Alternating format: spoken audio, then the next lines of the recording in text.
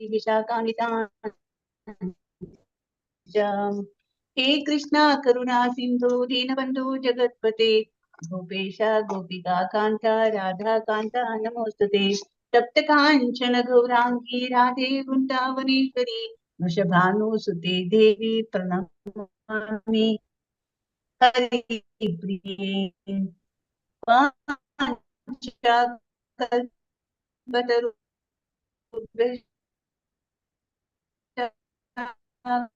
कृपा सिंधुभ्यै नमः।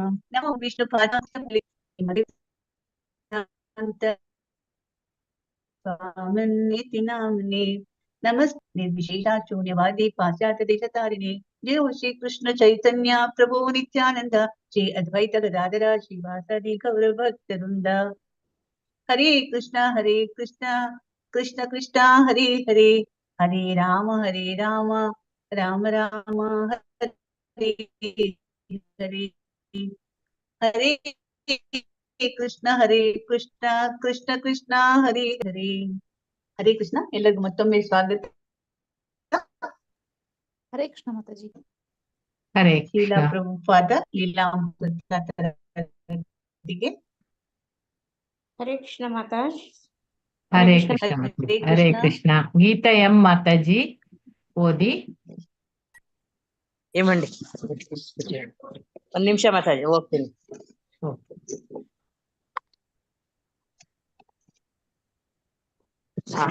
ಆಗಸ್ಟ್ ಪ್ರಭುಪಾದರು ಲಂಡನ್ನಿಗೆ ಹಿಂತಿರುಗಿದಾಗ ಹರೇ ಕೃಷ್ಣ ಮಾತಾಜಿ ಹಾ ನವ ವೃಂದಾವನ ಅಲ್ಲಿಂದ ಅಲ್ಲ ಮಾತಾಜಿ, ಹೌದು, ನವ ಇನ್ನೊಂದ್ ಸ್ವಲ್ಪ ಬೃಂದಾವನ ಅದೇ ಸೇಮ್ 133 ಹೋಗ್ಬೇಕು, 133 ಹೋಗ್ಬೇಕು page number. Okay okay, page number ಒಂದು ಜಾಸ್ತಿ ಆಗಿ. ಇಲ್ಲಿ ನವ ಬೃಂದಾವನ. ಹಾ ಹರೇ ಕೃಷ್ಣ ಮಾತಾಜಿ. ನವವೃಂದಾವನ, ಪಶ್ಚಿಮ ವರ್ಜೀನಿಯ, ಆಗಸ್ಟ್ 30, 1972. ಜನ್ಮಾಷ್ಟಮಿ ಆಚರಣೆಗೆ ಕೇವಲ 2 ದಿನಗಳು ಉಳಿದಿದ್ದವು. ಶೀಲ ಪ್ರಭುಪಾದರೊಂದಿಗಿರಲು 300ಕ್ಕೂ ಹೆಚ್ಚು ಶಿಷ್ಯರು ಬಂದು ಸೇರಿದ್ದರು. ಕೃಷ್ಣನ ಅವತಾರದ ದಿನವಾದ ಜನ್ಮಾಷ್ಟಮಿಯ ಬೆನ್ನಿಗೆ ಶೀಲ ಪ್ರಭುಪಾದರ ಜನ್ಮದಿನವೂ ಬರುತ್ತಿತ್ತು. ಈ ವರ್ಷ ಶೀಲ ಪ್ರಭುಪಾದರೊಂದಿಗೆ ಅಷ್ಟೊಂದು ಮಂದಿ ಶಿಷ್ಯರು ಒಂದು ಪುಣ್ಯಕ್ಷೇತ್ರದಲ್ಲಿ ಒಟ್ಟುಗೂಡಿದ್ದರಿಂದ ಆ ಸಂದರ್ಭವು ವಿಶೇಷವಾಗಿ ಮಂಗಳಕರವಾಗುವ ಆಶ್ವಾಸನೆ ಇತ್ತು. ಪ್ರಭುಪಾದರು ಪ್ರತಿ ಸಂಜೆ ಒಂದು ಬಹಿರಂಗ ಸಭಾಂಗಣದಲ್ಲಿ ಪ್ರವಚನ ನೀಡಲು ಒಪ್ಪಿದ್ದರು. ಆ ಸಭಾಂಗಣವನ್ನು ಆ ಸಂದರ್ಭಕ್ಕೆಂದೇ ನವವೃಂದಾವನದ ಅನೇಕ ಬೆಟ್ಟಗಳಲ್ಲಿ ಒಂದರ ಮೇಲೆ ನಿರ್ಮಿಸಲಾಗಿತ್ತು. ಆ ಉಪನ್ಯಾಸ ಮಾಲೆಗೆ ಭಾಗವತ ಧರ್ಮ ಪ್ರವಚನಗಳು ಎಂದು ಹೆಸರಿಡಲಾಗಿತ್ತು. ಈ ಸಭೆಗಳ ಮೂಲಕ ಪ್ರಭುಪಾದರು ದೇಶದ ಇತರ ಭಾಗಗಳಲ್ಲೂ ಇಂತಹ ಉತ್ಸವಗಳನ್ನು ಏರ್ಪಡಿಸಲು ತಮ್ಮ ಶಿಷ್ಯರಿಗೆ ಉದಾಹರಣೆ ಹಾಕಿಕೊಟ್ಟರು. ಭಾಗವತ ಧರ್ಮ ಪ್ರವಚನಗಳು ಮತ್ತು ಪುಸ್ತಕ ಪ್ರಸಾರದ ಮೂಲಕ ಕೃಷ್ಣ ಪ್ರಜ್ಞಾ ಆಂದೋಲನವು ಜಗತ್ತಿನಾದ್ಯಂತ ತನ್ನ ಶುದ್ಧೀಕರಣದ ಪ್ರಭಾವವನ್ನು ವೃದ್ಧಿಗೊಳಿಸಿಕೊಳ್ಳಲಿತ್ತು. ಈ ದಿನಗಳಲ್ಲಿ ಪ್ರಭುಪಾದರು ನವವೃಂದಾವನದ ಅರಣ್ಯ ಪ್ರದೇಶದಲ್ಲಿ ಒಂದು ಮರದ ಚೌಕಟ್ಟುಗಳ ಮನೆಯಲ್ಲಿ ವಾಸಿಸುತ್ತಿದ್ದರು. ಅವರು ಕ್ರಮಬದ್ಧವಾಗಿ ಸಂದರ್ಶಕರನ್ನು ಭೇಟಿಯಾಗುತ್ತಿದ್ದರು ಮತ್ತು ಸಂಜೆ ಪ್ರವಚನ ನೀಡುತ್ತಿದ್ದರು.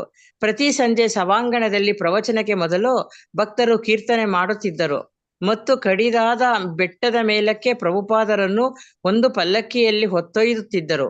ಮತ್ತೆ ಅವರನ್ನು ಹಿಂದಕ್ಕೆ ಹೊತ್ತು ತರುವಾಗ ಕೀರ್ತನೆ ಮಾಡುತ್ತಿರುವ ಶಿಷ್ಯರು ಪಂಜುಗಳು ಮತ್ತು ಲಾಠೀನ್ಗಳೊಂದಿಗೆ ಅವರನ್ನು ಸುತ್ತುವರಿದಿರುತ್ತಿದ್ದರು.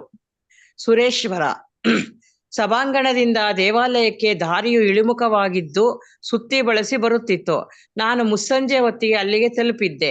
ಭಕ್ತರ ಸಾಗರದ ಮೇಲೆ ಶೀಲ ಪ್ರಭುಪಾದರು ಪಲ್ಲಕ್ಕಿಯಲ್ಲಿ ವಿಜಯೋತ್ಸಾಹದಿಂದ ತೇಲಿ ಬರುತ್ತಿದ್ದುದನ್ನು ನಾನು ನೋಡಿದೆ. ಅಲ್ಲಿ 100 ಭಕ್ತರಿದ್ದರು. ಕೋಲಾಹಲಕಾರಿಯಾದ ಕೀರ್ತನೆ ಮತ್ತು ಗರ್ಜನೆಗಳಿದ್ದವು. ಜೊತೆಗೆ ಜನರ ನಡುಗೆಯಿಂದ ಧೂಳು ಏಳುತ್ತಿತ್ತು.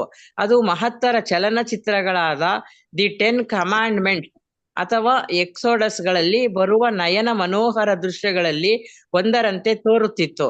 ಆದರೆ ಅದು ಇನ್ನೂ ಮಹತ್ತರ ದೃಶ್ಯವಾಗಿತ್ತು, ಏಕೆಂದರೆ ಅದು ಅಲೌಕಿಕವಾಗಿತ್ತು. ಪ್ರಭುಪಾದರ ಪಲ್ಲಕ್ಕಿ ತೇಲಿ ಬರುತ್ತಿದ್ದಂತೆ ನಾನು ಹಾಗೆ ಧೂಳಿನಲ್ಲಿ ಕುಸಿದು ಹೋದೆ. ಅದು ಭಾವೋದ್ರೇಕದ ಆದರೆ ಭಕ್ತಿಪೂರ್ಣವಾದ ದೃಶ್ಯವಾಗಿತ್ತು. ಹರೇ ಕೃಷ್ಣ ಮಾತಾಜಿ, ಧನ್ಯವಾದಗಳು. ಧನ್ಯವಾದಗಳು ಮಾತಾಜಿ. ಗಾಯತ್ರಿ ಆರ್ ಮಾತಾಜಿ ಓದಿ. ಹರೇ ಕೃಷ್ಣ ಮಾತಾಜಿ. ಹರೇ ಕೃಷ್ಣ. ಬಟು ಅಲ್ಲಿಂದ ನಮ್ಮ ಮಾತಾಜಿ. ಹೌದು. ಬಟು ಗೋಪಾಲ ಅದೊಂದು 4 ಜನ ಹೊತ್ತೊಯ್ಯುವ ಚಿಕ್ಕ ಪಲ್ಲಕ್ಕಿಯಾಗಿತ್ತು.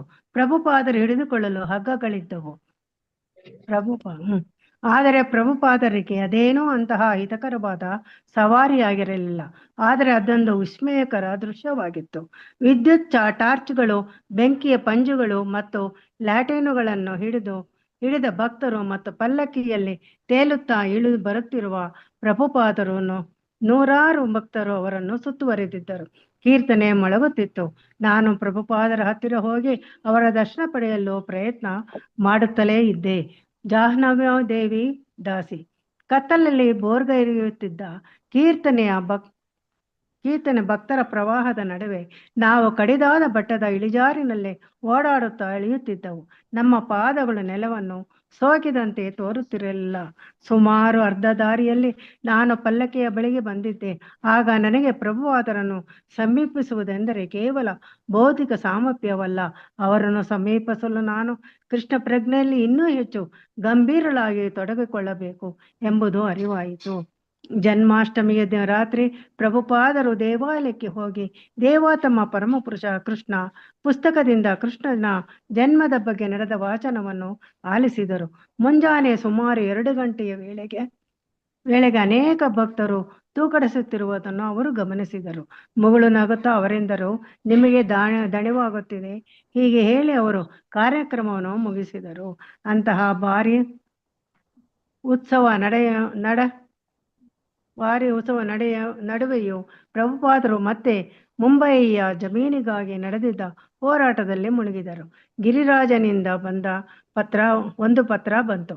ಅದರಲ್ಲಿ ಅವನು ಸರ್ಕಾರಕ್ಕೆ ಬಾಕಿ ತೀರಿಸಬೇಕಾದ 5 ಲಕ್ಷ ರೂಪಾಯಿಗಳನ್ನು ಪಡೆಯುವಲ್ಲಿ ತನ್ನ ವೈಫಲ್ಯವನ್ನು ಹಾಗೂ ಅನುಮತಿ ನೀಡಲು ಸರ್ಕಾರದ ನಿರಾಕರಣೆಯನ್ನು ವಿವರಿಸಿದ್ದನು. ಹಾಗೆಯೇ ದಾನದತ್ತಿ ಕಮಿಷನರ್ ಅವರ ನಿರ್ಧಾರದ ಮೇಲೆ ಮಿಸ್ಟರ್ ಎನ್ ಪ್ರಭಾವ ಬೀರುತ್ತಿರಬಹುದೆಂಬ ತನ್ನ ಸಂಶಯವನ್ನು ಸಹ ಪ್ರಸ್ತಾಪಿಸಿದ್ದನು. ಸಾಕ ಮಾತಾಜಿ? ಓದಿ ಒಂದು ಪ್ಯಾರ. ಕ್ರಯದ ಕರಾರು ಪತ್ರದ ಒಂದು ಪ್ರತಿಯು ಪ್ರಭುಪಾದರ ಬಳಿ ಇತ್ತು. ಅದನ್ನವರು ಕುಲಂಕುಷವಾಗಿ ಅಧ್ಯಯನ ಮಾಡಿದರು. ತಮ್ಮ ಸ್ಥಾನವು ಭದ್ರವಾಗಿದೆ ಎಂದು ಪರೀಕ್ಷೆ ಮತ್ತೆ ಅವರು ತೀರ್ಮಾನಕ್ಕೆ ಬಂದರು. ಏಕೆಂದರೆ ಕರಾರ ನಿಯಮಗಳಿಗೆ ಅನುಸಾರವಾಗಿಯೇ ಅವರು ಜಮೀನನ್ನು ವಶಪಡಿಸಿಕೊಳ್ಳುತ್ತಿದ್ದರು. ಮಾತಿನಂತೆ 2 ಲಕ್ಷ ರೂಪಾಯಿಗಳನ್ನು ಅವರು ಪಾವತಿ ಮಾಡಿದರು. ಆದರೆ ಮಿಸ್ಟರ್ ಎನ್ ಸ್ವಾಮ್ಯ ಪತ್ರ ನೀಡಿರಲಿಲ್ಲ. ಈಗ ಅಧಿಕ ಹಣಕ್ಕಾಗಿ ಆತ ಒತ್ತಾಯಿಸುತ್ತಿದ್ದರು ಮತ್ತು ಗಿರಿರಾಜನು ಈ ಅಧಿಕ ಹಣವನ್ನು ಪಾವತಿ ಮಾಡಿ ಸ್ವಾಮ್ಯ ಪತ್ರವನ್ನು ಪಡೆದುಕೊಳ್ಳಬೇಕೆಂದು ಪ್ರಭುಪಾದರು ಹೇಳಿದರು. ಸರ್ಕಾರದ ದಾನದತ್ತಿ ಕಮಿಷನರ್ ವಿಷಯ ಕುರಿತಂತೆ ಕರಾರಿನಲ್ಲಿ ಅದರ ಪ್ರಸ್ತಾಪವೇನೂ ಇರಲಿಲ್ಲ. ಮಿಸ್ಟರ್ ಎನ್ ಅವರ ತಂತ್ರಗಳು ಗಿರಿರಾಜನನ್ನು ದಿಗ್ಭ್ರಮೆಗೆ ಈಡು ಮಾಡಿದಂತೆ ತೋರುತ್ತಿದ್ದರೂ ಸಹ ಅವು ಕುಟಿಲೋಪಾಯಗಳೆಂದು ಪ್ರಭುಪಾದರಿಗೆ ತೋರಿದವು. ಅವರು ಗಿರಿರಾಜನಿಗೆ ತಂತಿ ಕಳಿಸಿದರು. ಬ್ಯಾಂಕಿನಲ್ಲಿ ಭೋಗಕ್ಕೆ ಹಣ ಪಡೆದು ಮಿಸ್ಟರ್ ಎನ್ ಅವರಿಗೆ ಪಾವತಿ ಮಾಡು. ಗಿರಿರಾಜನಿಂದ ಯಾವುದೇ ಉತ್ತರ ಬರುವ ಮೊದಲೇ ಅವರು ಇನ್ನೊಂದು ತಂತಿ ಕಳುಹಿಸಿದರು. ಸ್ವಾಮಪತ್ರ ಸಾಧ್ಯವಿಲ್ಲವೆಂದು ಏಕೆ ಹೇಳುತ್ತಿರುವೆ? ಕ್ರಯದ ಕರಾರಿನಲ್ಲಿ ಎಲ್ಲವೂ ಸ್ಪಷ್ಟವಾಗಿದೆ. ಕ್ರಯದ ಕರಾರುಗಳ ಪ್ರಕಾರ ಕೂಡಲೇ ಸ್ವಾಮ್ಯ ಪತ್ರವನ್ನು ಮಾಡತಕ್ಕದ್ದು. ಹರೇ ಕೃಷ್ಣ ಮಾತಾಜಿ. ಧನ್ಯವಾದಗಳು ಮಾತಾಜಿ. ಗೀತಾ ಆರ್ಕೋಣಿಕಲ್ ಓದಿ. ಶ್ರೀಲ ಪ್ರಭುಪಾದರ ಜನ್ಮದಿನದ ಬೆಳಿಗ್ಗೆ ಅವರು ಉಪನ್ಯಾಸ ಮಾಡಲು ಬೆಟ್ಟದ ಮೇಲಿನ ಸಭಾಂಗಣಕ್ಕೆ ಹೋದರು. ಅದೊಂದು ಬೇಸಿಗೆಯ ಕೊನೆಗಾಲದ ಸುಂದರ ದಿನವಾಗಿತ್ತು. ಪ್ರಭುಪಾದರು ವೇದಿಕೆಯ ಮೇಲೆ ರಾಧಾ, ದಾಮೋದರ ಮತ್ತು ಜಗನ್ನಾಥ ವಿಗ್ರಹಗಳ ಪಕ್ಕದಲ್ಲಿ ಒಂದು ಕೆಂಪು ಬಣ್ಣದ ವ್ಯಾಸಾಸನದ ಮೇಲೆ ಕುಳಿತಿದ್ದರು. 100 ಶಿಷ್ಯರ ಜೊತೆಗೆ ಅಲ್ಲಿ 100 ಮಂದಿ ಅತಿಥಿಗಳು ಸಹ ಹಾಜರಿದ್ದರು. ಶ್ರೋತೃಗಣ ಒಟ್ಟು 1000ಕ್ಕೂ ಹೆಚ್ಚಾಗಿತ್ತು. ಉತ್ಸವವು ಹರೇ ಕೃಷ್ಣ ಆಂದೋಲನದ ಒಂದು ಸುದ್ದಿಗೆ ಅರ್ಹವಾದ ಸಂದರ್ಭವಾಗಿತ್ತು. ದಿ ನ್ಯೂಯಾರ್ಕ್ ಟೈಮ್ಸ್ ಮತ್ತು ಇತರ ಪತ್ರಿಕೆಗಳ ವರದಿಗಾರರು ದೂರದರ್ಶನದ ಸಿಬ್ಬಂದಿಯೊಂದಿಗೆ ಅಲ್ಲಿ ಹಾಜರಿದ್ದರು. ಪ್ರಭುಪಾದರು ಉಪನ್ಯಾಸ ಮಾಡುತ್ತಾ ವಿವರಿಸಿದರು.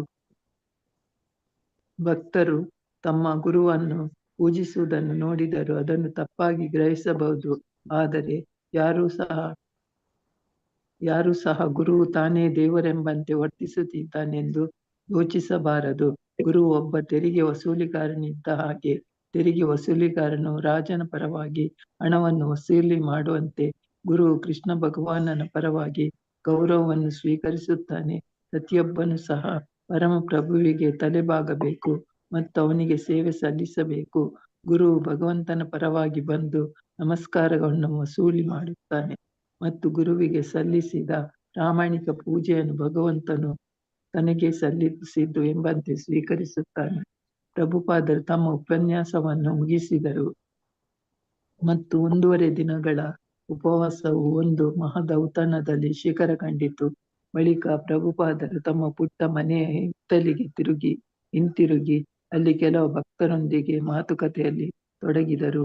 ಹೃದಯಾನಂದ ಗೋಸ್ವಾಮಿ ಪ್ರಭುಪಾದರು ತಮ್ಮ ಮನೆಯ ಹೊರಗೆ ಒಂದು ಚಾಪೆಯ ಮೇಲೆ ಕುಳಿತು ಮಾಲೀಸು ಮಾಡಿಸಿಕೊಳ್ಳುತ್ತಿದ್ದರು. ಹಠಾತ್ 2 ಬೆಕ್ಕಿನ ಮರಿಗಳು ಅವರ ಚಾಪೆಯ ಬದಿಯಲ್ಲಿ ಕಾಣಿಸಿಕೊಂಡವು. ಅವು ಹೊರಳಾಡತೊಡಗಿದವು. ಕುಸ್ತಿ ಮಾಡುತ್ತಾ ಉರುಳಾಡತೊಡಗಿದವು. ಕೂಡಲೇ ನನಗನ್ನಿಸಿತು, ಇವು ಕಲುಷಿತವಾಗಿವೆ, ನಾನು ಇವುಗಳನ್ನು ಹೊರಗಟ್ಟಬೇಕು. ಆ ಬೆಕ್ಕಿನ ಮರಿಗಳು ವಾಸ್ತವವಾಗಿ ಪ್ರಭುಪಾದರ ಚಾಪೆಯ ಮೇಲಕ್ಕೆ ಉರುಳಾಡುತ್ತಾ ಬಂದವು. ಅವು ಜೂಲಿನ ಉಂಡೆಗಳಂತೆ ಉರುಳುತ್ತಾ ಅವರ ಪಾದಗಳ ಬಳಿ ಬಂದವು. ಪ್ರಭುಪಾದರು ಅವುಗಳ ಕೊರಳುಗಳಿಗೆ ಮೇಲೆ ಮಾಡಬೇಕು ಮಾತಾಜಿ, ಕೊರಳುಗಳಿಗೆ ಕಚಗುಳಿ ಇಡುತ್ತಾ ನೀವು ನಗತೊಡಗಿದರು. ಅವರು ಉಲ್ಲಾಸಭರಿತರಾಗಿ ನನ್ನತ್ತ ನೋಡಿ ಹೇಳಿದರು, ನೋಡಿ, ಇಲ್ಲೂ ಸಹ ಪ್ರೀತಿ ಇದೆ. ಶ್ರುತಿ ಕೀರ್ತಿ, ನಾನು ಅಡಿಗೆ ಮನೆಯ ಉಸ್ತುವಾರಿ ವಹಿಸಿಕೊಂಡಿದ್ದೆ. ಆದ್ದರಿಂದ ಪ್ರಭುಪಾದರನ್ನು ನೋಡಲು ನನಗೆ ಬಿಡುವೆ ಸಿಕ್ಕಲಿಲ್ಲ. ಅವರು 1 ವಾರದಿಂದ ಇಲ್ಲಿದ್ದರೂ ಸಹ ನಾನು ಅವರನ್ನು ನೋಡಲು ಸಾಧ್ಯವಾಗಲೇ ಇಲ್ಲ. ನನಗೆ ತುಂಬಾ ಬೇಜಾರಾಗಿತ್ತು. ನಾನು ಇಷ್ಟೆಲ್ಲ ಸೇವೆ ಮಾಡುತ್ತಿದ್ದೆ, ದಿನ ನಡುರಾತ್ರಿಯ ತನಕ ಅಡಿಗೆ ಮಾಡುತ್ತಿದ್ದೆ. ಇಷ್ಟಾಗಿ ಪ್ರಭುಪಾದರನ್ನು ಕಾಣುವ ಅವಕಾಶ ನನಗೊದಗಲಿಲ್ಲ. ನನಗೆ ತೀರಾ ಬೇಸರವಾಗಿತ್ತು. ಹರೇ ಪ್ರಭುಪಾದರು ಕೃಷ್ಣ ಮಾತಾಜಿ, ಧನ್ಯವಾದಗಳು ಮಾತಾಜಿ. ಹರೇ ಕೃಷ್ಣ ಮಾತಾಜಿ. ಪ್ರಭಾವತಿ ಮಾತಾಜಿ ಅಂತ ನೆಕ್ಸ್ಟ್ ಹರೇ ಕೃಷ್ಣ ಮಾತಾಜಿ. ಓದಿ ಮಾತಾಜಿ. ಪ್ರಭುಪಾದರು ಹೊರಡುವುದಕ್ಕೆ 1 ದಿನ ಮೊದಲು ಕೀರ್ತನಾನಂದ ಮಹಾರಾಜನು ನನ್ನ ಬಳಿ ಬಂದು ಹೇಳಿದನು, ನೀನು ಪ್ರಭುಪಾದರ ಸೇವಕನಾಗಲಿದ್ದೀಯಾ? ನಾನೆಂದೆ, ಅಯ್ಯೋ ಬೇಡ, ಇದೇ ಚೆನ್ನಾಗಿದೆ. ಅಲ್ಲಲ್ಲ, ಇದು ಭಯಂಕರವಾಗಿದೆ. ನಾನು ತುಂಬಾ ಚಿಂತಾಕ್ರಾಂತನಾಗಿದ್ದೆ. ಬಳಿಕ ಅವನೆಂದ,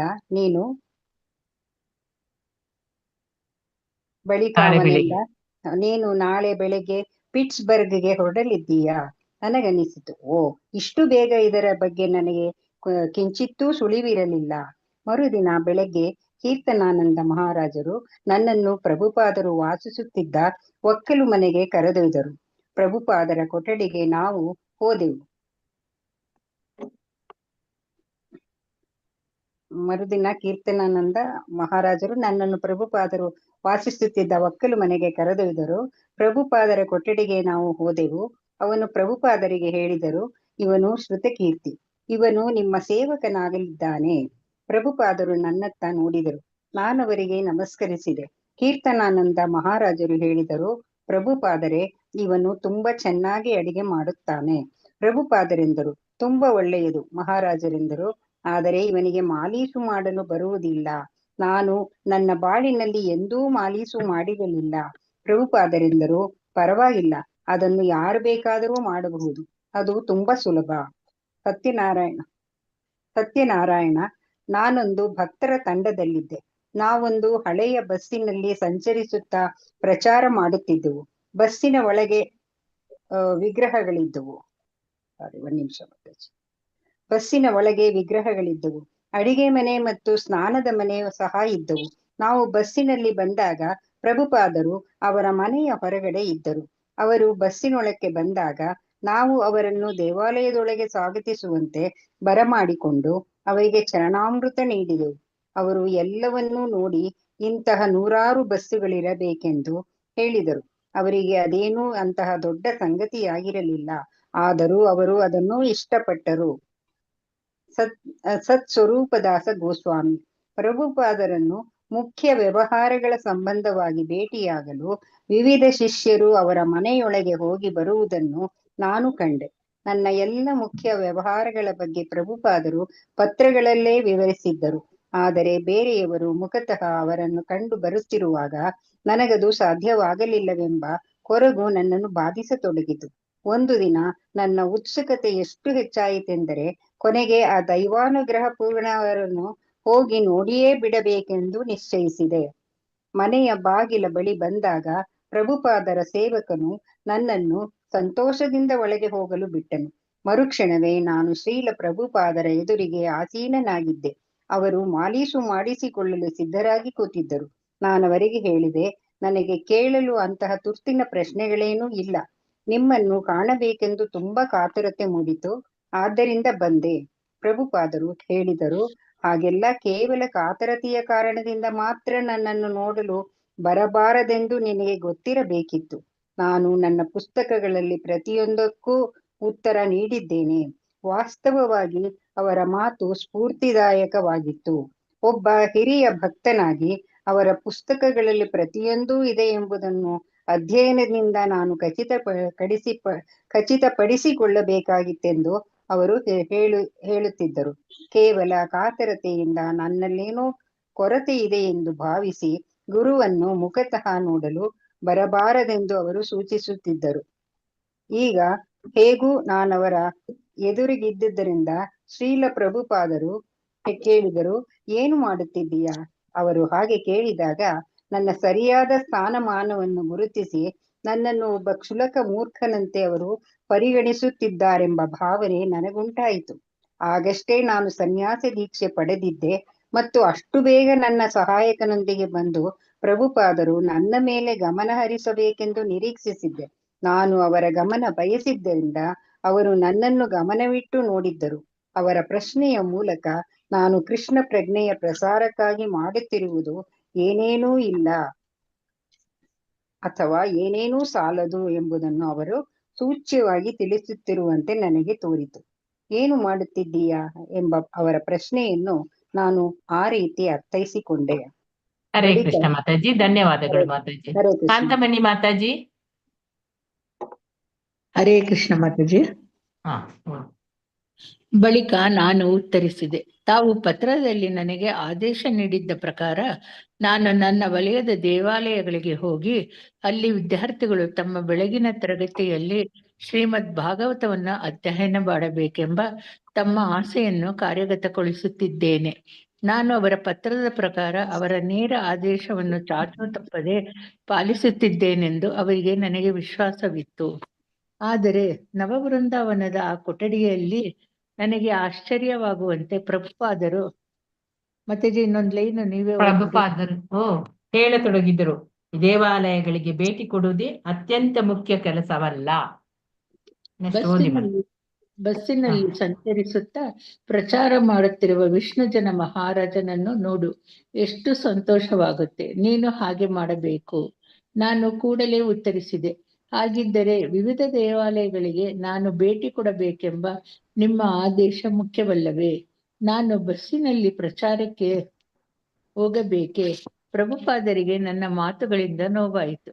ಅವರೆಂದರು, ಒಂದು ಹೆಚ್ಚು ಮುಖ್ಯವಾದ್ದರಿಂದ ಇನ್ನೊಂದು ಕಡಿಮೆ ಮುಖ್ಯವೆಂದು ಅರ್ಥವಲ್ಲ. ಪ್ರತಿಯೊಂದು ಮುಖ್ಯವೇ. ಬಸ್ಸಿನಲ್ಲಿ ಸಂಚರಿಸುವುದು ಮುಖ್ಯವೆಂದು ನಾನು ಹೇಳಿದ ಮಾತ್ರಕ್ಕೆ ದೇವಾಲಯಗಳಿಗೆ ಭೇಟಿ ಕೊಡುವುದು ಮುಖ್ಯವಲ್ಲವೆಂದು ನೀನು ಹೇಳುತ್ತಿದ್ದೀಯೆ. ಕೃಷ್ಣನ ತಲೆಯೂ ಮುಖ್ಯ ಮತ್ತು ಅವನ ಪಾದವೂ ಮುಖ್ಯ. ಅವನ ಪ್ರತಿಯೊಂದು ಮುಖ್ಯವೇ. ಪ್ರಭುಪಾದರು ನವವೃಂದಾವನದ ಔಪಚಾರಿಕ ಮತ್ತು ಅನೌಪಚಾರಿಕವಾದ ಎಲ್ಲಾ ಚಟುವಟಿಕೆಗಳನ್ನು ಪೂರ್ಣವಾಗಿ ಭಾಗವಹಿಸುತ್ತಿದ್ದರು. ಆದರೂ ಸಹ ಮುಂಬಯಿಯ ಚಿಂತೆಯನ್ನು ವಿಶೇಷ ಹೊರೆಯಾಗಿ ಅವರು ಇನ್ನೂ ಹೊತ್ತೇ ಇದ್ದರು. ಜಗತ್ತಿನ ವಿವಿಧ ಭಾಗಗಳಲ್ಲಿ ಕೃಷ್ಣ ಪ್ರಜ್ಞೆ ಆಂದೋಲನದ ಉಸ್ತುವಾರಿಯಾಗಿ ಅವರು GBC ಕಾರ್ಯದರ್ಶಿಗಳನ್ನು ನೇಮಿಸಿದ್ದರು. ಆದರೆ ಭಾರತದ ಮಟ್ಟಿಗೆ ಅವರೇ ನಿಜವಾದ GBC ಕಾರ್ಯದರ್ಶಿಯಾಗಿದ್ದರು. ಆದ್ದರಿಂದ ಅವರು ಎಲ್ಲೇ ಸಂಚರಿಸುತ್ತಿರಲಿ ಅವರು ಭಾರತದ ತಮ್ಮ ಯೋಜನೆಗಳಿಗೆ ಪಕ್ಷಪಾತಿಯಾಗಿರುತ್ತಿದ್ದರು. ಒಬ್ಬ GBC ಕಾರ್ಯದರ್ಶಿ ಹೇಗಿರಬೇಕೆಂಬುದಕ್ಕೆ ಅವರು ತಾವೇ ಸ್ವತಃ ಪರಿಪೂರ್ಣ ನಿದರ್ಶನ ಒದಗಿಸಿದ್ದರು. ದೈನಿಕ ವ್ಯವಹಾರಗಳಲ್ಲಿ ಪ್ರಾಮಾಣಿಕವಾಗಿ ತೊಡಗಿರುತ್ತಲೇ ಅವರು ಸದಾ ಅಲೌಕಿಕರು ಆಗಿ ಉಳಿದಿದ್ದರು. ಪ್ರತಿಯೊಂದಕ್ಕೂ ಅವರು ಕೃಷ್ಣನನ್ನೇ ಪೂರ್ಣವಾಗಿ ಅವಲಂಬಿಸಿದ್ದರು ಮತ್ತು ಸದಾ ಪ್ರಚಾರದಲ್ಲಿ ನಿರತರಾಗಿರುತ್ತಿದ್ದರು. ಗಿರಿರಾಜನಿಗೆ ಒಂದು ತಂತಿ ಸಂದೇಶ ಹೇಳಿ ಬರೆಸಿದ ಬಳಿಕ ಅಥವಾ ಮುಂಬೈಯಲ್ಲಿನ ಕಷ್ಟಗಳ ಬಗ್ಗೆ ಆಲಿಸಿದ ಬಳಿಕ ಕೂಡಲೇ ಅವರು ತಮ್ಮ ಪ್ರಶಾಂತ ದಿನಚರಿಗೆ ಅಥವಾ ಸಕ್ರಿಯ ಪ್ರಚಾರಕ್ಕೆ ಹಿಂದಿರುಗುತ್ತಿದ್ದರು. ಬೆಳಿಗ್ಗೆ ಕಳೆಯುವ ವೇಳೆಗೆ ಮಾಲೀಸು ಮಾಡಿಸಿಕೊಂಡು ಸ್ನಾನ ಮಾಡಿ ತಿಲಕವನ್ನು ತೀಡಿ ಯಥಾ ಸಾವಧಾನವಾಗಿ ಇಟ್ಟುಕೊಂಡು ಮೌನ ಗಂಭೀರವಾಗಿ ಕೂತು ಗಾಯತ್ರಿ ಮಂತ್ರ ಜಪ ಪಠಿಸಿ ಪ್ರಸಾದ ಸ್ವೀಕರಿಸಿ 1 ಗಂಟೆಯ ಕಾಲ ವಿಶ್ರಾಂತಿ ಪಡೆಯುತ್ತಿದ್ದರು. ದಿನಪೂರ್ತಿಯ ಚಟುವಟಿಕೆಗಳ ಬಳಿಕ ಸಂಜೆಗೆ ತಾವು ಎಲ್ಲಿದ್ದರೆ ಅಲ್ಲಿನ ದೇವಾಲಯಕ್ಕೆ ಹೋಗಿ ವ್ಯಾಸಾಸನದ ಮೇಲೆ ಕೂತು ಜಯರಾಧ ಮಾಧವ ಕೀರ್ತನೆ ಮಾಡಿ ಪರಿಶುದ್ಧ ಕೃಷ್ಣ ಪ್ರಜ್ಞೆಯ ಮಾತುಗಳನ್ನಾಡುತ್ತಿದ್ದರು. ಹರೇ ಕೃಷ್ಣ ಮಾತಾಜಿ, ಧನ್ಯವಾದಗಳು. ಅಲ್ಲ, ಇದು ಕಂಟಿನ್ಯೂ ಮಾಡಿ ಮಾತಾಜಿ, ಇದು ಓದಿ, ಸ್ವಲ್ಪವೇ ಇರುವುದೇನು. ಸರಿ ಮಾತಾಜಿ. ಸೆಪ್ಟೆಂಬರ್ 8 ನವವೃಂದಾವನದ ಬಳಿಕ ಪ್ರಭುಪಾದರು ಪಿಟ್ಸ್ಬರ್ಗ್ಗೆ ಹೋದರು. ಅಲ್ಲಿಗೆ ಸಿರಿಯಾ ಮಸೀದಿಯ ದೊಡ್ಡ ಸಭಾಂಗಣದಲ್ಲಿ ಅವರು ಒಂದು ಯಶಸ್ವಿ ಕಾರ್ಯಕ್ರಮದಲ್ಲಿ ಭಾಗವಹಿಸಿದರು. ಹಾಗೆಯೇ ಅಲ್ಲಿ ಒಬ್ಬ ಕ್ಯಾಥೋಲಿಕ್ ಬಿಷಪ್ ಅವರನ್ನು ಪ್ರಭುಪಾದರು ಭೇಟಿಯಾದರು. ಅವರನ್ನು ಕೇಳಿದರು, ಕ್ರಿಶ್ಚಿಯನ್ನರು ಕಸಾಯಿಖಾನೆಗಳಿಗೆ ಏಕೆ ಹಸುಗಳನ್ನು ಕೊಂದು ನೀನು ಕೊಲ್ಲಬೇಡ ಎಂದು ದೈವಾಜ್ಞೆಯನ್ನು ಉಲ್ಲಂಘಿಸುತ್ತಿದ್ದಾರೆ? ಪ್ರಭುಪಾದರು ಕ್ರಿಶ್ಚಿಯನ್ ಪಾದ್ರಿಗಳಿಗೆ ಅನೇಕ ಬಾರಿ ಈ ಪ್ರಶ್ನೆಯನ್ನು ಕೇಳಿದರು, ಆದರೆ ಯಾರಿಂದಲೂ ತೃಪ್ತಿದಾಯಕವಾದ ಉತ್ತರ ಸಿಕ್ಕಿರಲಿಲ್ಲ. ಈ ಬಾರಿಯೂ ಹಾಗೆಯೇ ಆಯಿತು. ತಮ್ಮ ಕೊಠಡಿಯಲ್ಲಿ ನಡೆದ ಒಂದು ಅನೌಪಚಾರಿಕ ಸಭೆಯಲ್ಲಿ ಪ್ರಭುಪಾದರು ದೂರದ ಸ್ಥಳಗಳಿಗೆ ಹೋಗಿ ಪ್ರಚಾರ ಮಾಡುತ್ತಿರುವುದನ್ನು ಒತ್ತಿ ಹೇಳಿದರು. ಹೊಸದಾಗಿ ದೀಕ್ಷೆ ಪಡೆದ ಸನ್ಯಾಸಿಗಳಿಗೆ ಅವರ ದೇವ ಸಹೋದರರಾದ ವಿಷ್ಣುಜನ ಸ್ವಾಮಿಯ ಉದಾಹರಣೆಯನ್ನು ಅನುಸರಿಸಬೇಕೆಂದು ಬಸ್ಸಿನಲ್ಲಿ ಊರಿಂದ ಊರಿಗೆ ಪ್ರಯಾಣ ಮಾಡಿ ಉತ್ಸವಗಳನ್ನು ನಡೆಸಿ ಪುಸ್ತಕಗಳನ್ನು ಮತ್ತು ಪತ್ರಿಕೆಗಳನ್ನು ಹಂಚಬೇಕೆಂದು ಅವರು ಸಲಹೆ ಮಾಡಿದರು. ಹರೇ ಕೃಷ್ಣ ಮಾತಾಜಿ, ಧನ್ಯವಾದಗಳು ಮಾತಾಜಿ.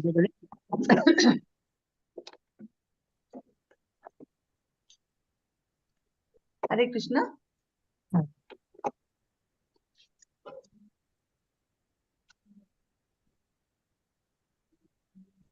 ಹರೇ ಕೃಷ್ಣ.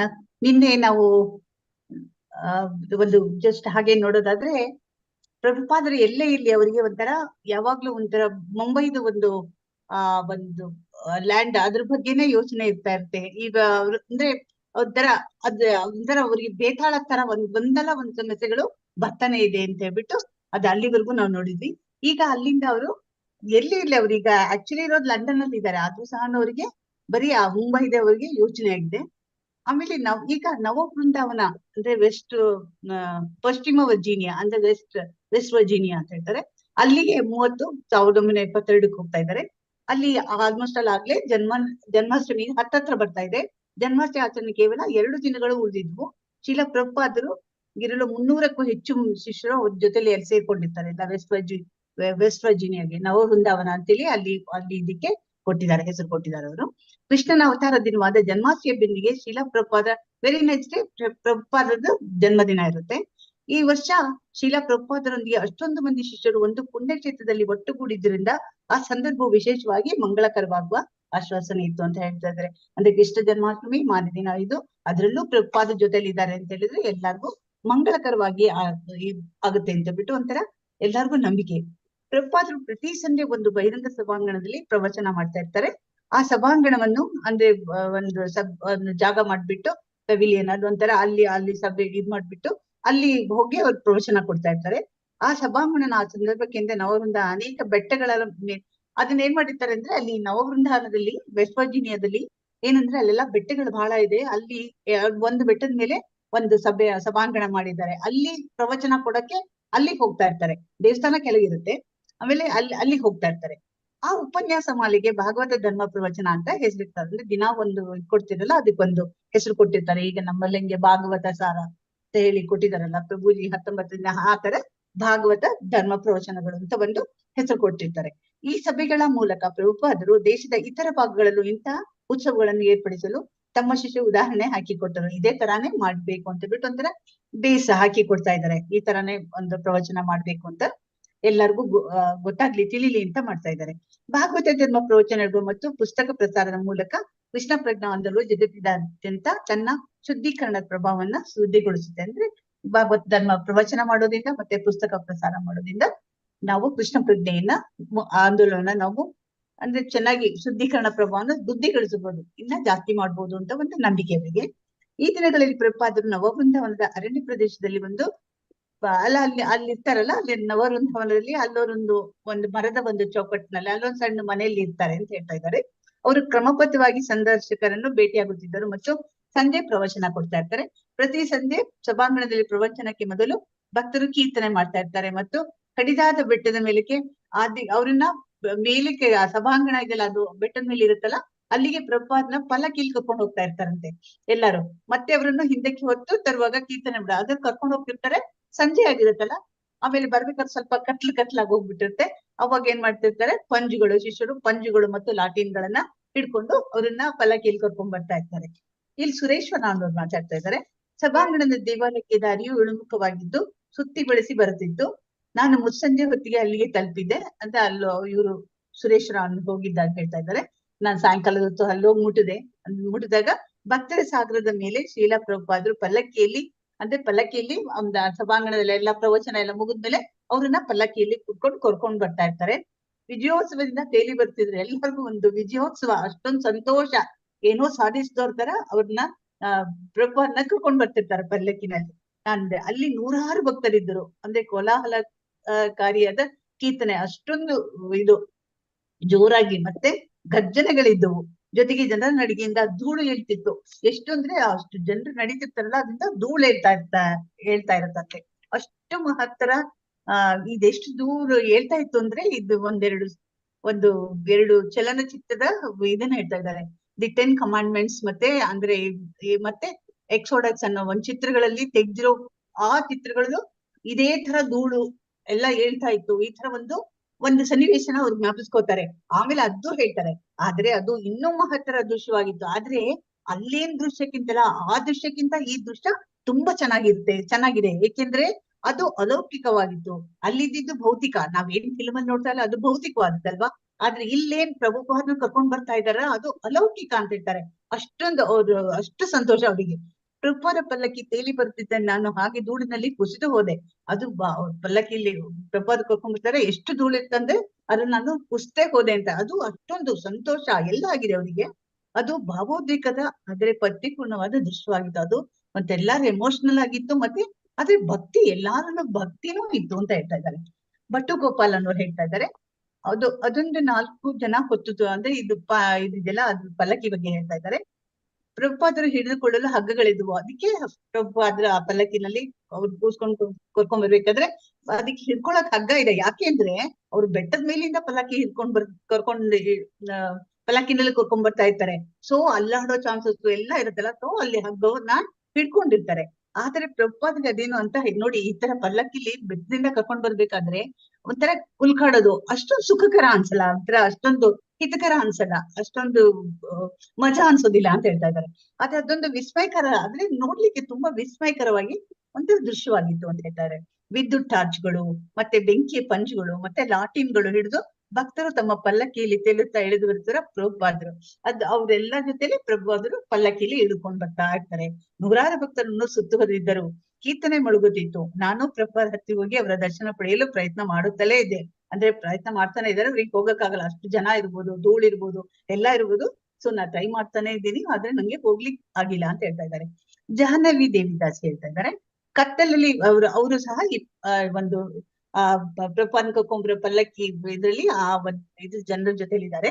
ಕತ್ತಲಲ್ಲಿ ಬೋರ್ಗರೆಯುತ್ತಿದ್ದ ಕೀರ್ತನೆಯ ಭಕ್ತರ ಪ್ರವಾಹದ ನಡುವೆ ನಾವು ಕಡಿದಾದ ಬೆಟ್ಟದ ಇಳಿಜಾರಿನಲ್ಲಿ, ಅಂದ್ರೆ ಬೆಟ್ಟದ ಮೇಲಿಂದ ಇಳ್ಕೊಂಡ್ ಬರ್ತಾ ಇರ್ತಾರಲ್ಲ, ಹೇಳ್ತಾ ಇದಾರೆ ಅವರು ಬೆಟ್ಟದ ಮೇಲಿಂದ ಇಳ್ಕೊಂಡ್ ಬರ್ಬೇಕಾದ್ರೆ ಹಿಂಗೆ ಒಂಥರ ಜಾರುತ್ತಲ್ಲ, ಜಾರ್ಕೊಂಡ್ ಬರುವಾಗ ಹೇಳ್ತಾ ಇದಾರೆ ಅವರು, ನಾವು ಕಾಲು ಸಹ ನೆಲಕ್ಕೆ ಊರ್ತಾ ಇಲ್ಲ, ನಮ್ಮ ಮುಂಗೆ ಬೆರಳುಗಳಿದೆಯಲ್ಲ ಅದ್ರ ಮೇಲೆ ನಾವು ಹಂಗೆ ಇಳ್ಕೊಂಡು, ಈಗ ನಾವು ನೋಡ್ತೀವಲ್ಲ ಕೆಲವು ಮಕ್ಳುಗಳೆಲ್ಲ ಹೆಂಗೆ ಓಡ್ಬೇಕಾದ್ರೆ ಒಂದು ಏರಿಯಿಂದ ಹಿಂಗೆ ಇಳ್ಬೇಕಾದ್ರೆ ಹಿಂಗ್ ಟಕ ಟಕ ಟಕ ತಮ್ಮ ಬೆರಳ ಮೇಲೆ ಇಳ್ಕೊಂಡ್ ಬರ್ತಾರಲ್ಲ, ಅದೇ ತರ ನಾವು ಬರ್ತಿದ್ವಿ ಅಂತ ಹೇಳ್ತಾ ಇದಾರೆ.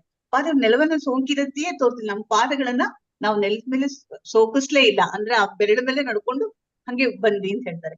ಸುಮಾರು ಅರ್ಧ ದಾರಿಯಲ್ಲಿ ನಾನು ಪಲ್ಲಕ್ಕಿ ಬಳಿಗೆ ಬಂದಿದ್ದೆ. ಆಗ ನನಗೆ ಪ್ರಪಾದನ್ನು ಶ್ರಮಿಸುವುದಂದ್ರೆ ಕೇವಲ ಭೌತಿಕ ಸಾಮರ್ಥ್ಯವಲ್ಲ, ಅಂದ್ರೆ ಅವ್ರು ಬರ್ತಾರೆ, ಅವ್ರು ಬಂದ್ ಪಲ್ಲಕ್ಕಿಯ ಸುಮಾರು ಅರ್ಧ ದಾರಿಯಷ್ಟೊತ್ತಿಗೆ ನಾನು ಪ್ರಪಾದ ಹತ್ತತ್ರ ಬಂದೆ ಅಂತ ಹೇಳ್ತಾ ಇದ್ದಾರೆ ಜಾಣಗೆರೆ. ಆದ್ರೆ ಹೇಳ್ತಾ ಇದ್ದಾರೆ ಅದು ಭೌತಿಕ ಸಾಮರ್ಥ್ಯವಲ್ಲ, ನಾನೀಗ ಪ್ರಪಾದ ಹತ್ರ ಬರ್ತಾ ಇದೀನಿ ಅಂದ್ರೆ ಅದೊಂಥರ ಭೌತಿಕ, ನಾನೀಗ ಇದಲ್ಲ, ಆಧ್ಯಾತ್ಮಿಕ ಪರ್ಸನ್ ಅವರಲ್ವಾ, ಕೃಷ್ಣ ಪ್ರಜ್ಞೆಯಲ್ಲಿರೋ ಭಕ್ತರು, ಅವರ ಸಮೀಪಕ್ಕೆ ಬರ್ತಾ ಇದ್ದೀನಿ ನಾನು, ಅದಕ್ಕೆ ನನಗೆ ಭೌತಿಕ ಇದು ಅಂತ ಅನ್ಸಿಲ್ಲ ಹೇಳ್ತಾ ಇದ್ದಾರೆ. ಅವರನ್ನು ಸಮೀಪಿಸಲು ನಾನು ಕೃಷ್ಣ ಪ್ರಜ್ಞೆಯಲ್ಲಿ ಇನ್ನೂ ಹೆಚ್ಚು ಗಂಭೀರವಾಗಿ ತೊಡಗಬೇಕು. ಅವ್ರು ಹೇಳ್ತಾ ಇದ್ದಾರೆ ಪ್ರಪಾದನ ನಾವು ಅವರು ಭೌತಿಕ ಅಲ್ಲ, ಅವ್ರನ್ನ ನಾವು ರೀಚ್ ಆಗ್ತಾ ಇದೀವಿ ಅಂತ ಹೇಳಿದ್ರೆ ಆಲ್ಮೋಸ್ಟ್ ಆಲ್ ರೀಚ್ ಆಗಿದೀವಿ ಅಂದ್ರೆ ನಾವು ಕೃಷ್ಣ ಪ್ರಜ್ಞೆಯಲ್ಲಿ ಇದೀವಿ ಅಂತ ಅರ್ಥ. ಅದಕ್ಕೆ ಹೇಳ್ತಾ ಇದ್ದಾರೆ ನನ್ಗೆ ಇನ್ನ ಆ ಕೃಷ್ಣ ಪ್ರಜ್ಞೆಯಲ್ಲಿ ಇನ್ನ ಗಂಭೀರವಾಗಿ ನನಗೆ ತೊಡಗಿಸ್ಕೊಳ್ಬೇಕು ಅಂತ ಇಷ್ಟ ಅಂತ ನನ್ಗುದು ಅರಿವಾದ, ಅಂದ್ರೆ ಆ ತರ ನಾನು ಹೋಗಿ ರೀಚ್ ಆಗ್ಬೇಕು ಪ್ರಪಾದ ಅಂದ್ರೆ ನಾನು ಕೃಷ್ಣ ಪ್ರಜ್ಞೆಯಲ್ಲಿ ಮುಂದುವರಿಬೇಕು ಅಂತ ಹೇಳಿ ಅನ್ಕೊತಾ ಇದ್ದಾರೆ ಎಂಬುದು ಅರಿವಾಯಿತು. ಜನ್ಮಾಷ್ಟಮಿಯ ರಾತ್ರಿ ಪ್ರಪಾದ ದೇವಾಲಯಕ್ಕೆ ಹೋಗಿ ದೇವೋತ್ತಮ ಪರಮಪುರುಷ ಕೃಷ್ಣ ಜನ್ಮದ ಬಗ್ಗೆ ನಡೆದ ಭಾಷಣವನ್ನು ಆಲಿಸಿದರು. ಮುಂಜಾನೆ ಸುಮಾರು 2 ಗಂಟೆ ವೇಳೆಗೆ ಅನೇಕ ಭಕ್ತರು ತೂಕಡಿಸಿದವರು ರಾತ್ರಿ ಎಲ್ಲ ಇದನ್ನ ಕೃಷ್ಣ ಕತೆ ಹೇಳ್ತಾ ಇರ್ತಾರೆ. ರಾತ್ರಿ ಎಲ್ಲ ಜನರು ಭಕ್ತರೆಲ್ಲ ತೂಕೊಡಿಸ್ತಾ ಇರೋದು ನೋಡ್ಬಿಟ್ಟು ಕಡೆಗೆ ಹೇಳ್ತಾರೆ ಎಲ್ಲರಿಗೂ ನಿಮಗ್ ದಣಿವಾಗ್ತಿದೆ ಅಂತ ಹೇಳಿ ಅವರು ಕಾರ್ಯಕ್ರಮನ ಮುಗಿಸ್ತಾರೆ ಅಲ್ಲಿಗೆ. ಅಂತಹ ಭಾರಿ ಉತ್ಸವದ ನಡೆಯು ಪ್ರಪಾದ ಮತ್ತೆ ಮುಂಬೈ ಇದೆ. ಇಷ್ಟೊಂದು ಇದಿದೆ, ಅಂತಹ ಒಂದು ಉತ್ಸವ, ಒಂದು ಭಾರಿ ಉತ್ಸವ, ಜನರು ಇಷ್ಟೊಂದು ಇದಿದೆ, ಆದ್ರೂ ಸಹ ಅದ್ರ ಮಧ್ಯಾಹ್ನ ಅವರಿಗೆ ಮುಂಬೈದ ಒಂದು ಜಮೀನಿನ ಬಗ್ಗೆನೆ ಅವರಿಗೆ ಯೋಚನೆ ಯಾವಾಗ್ಲೂ ಅದೇ ಬರ್ತಾ ಇರುತ್ತೆ.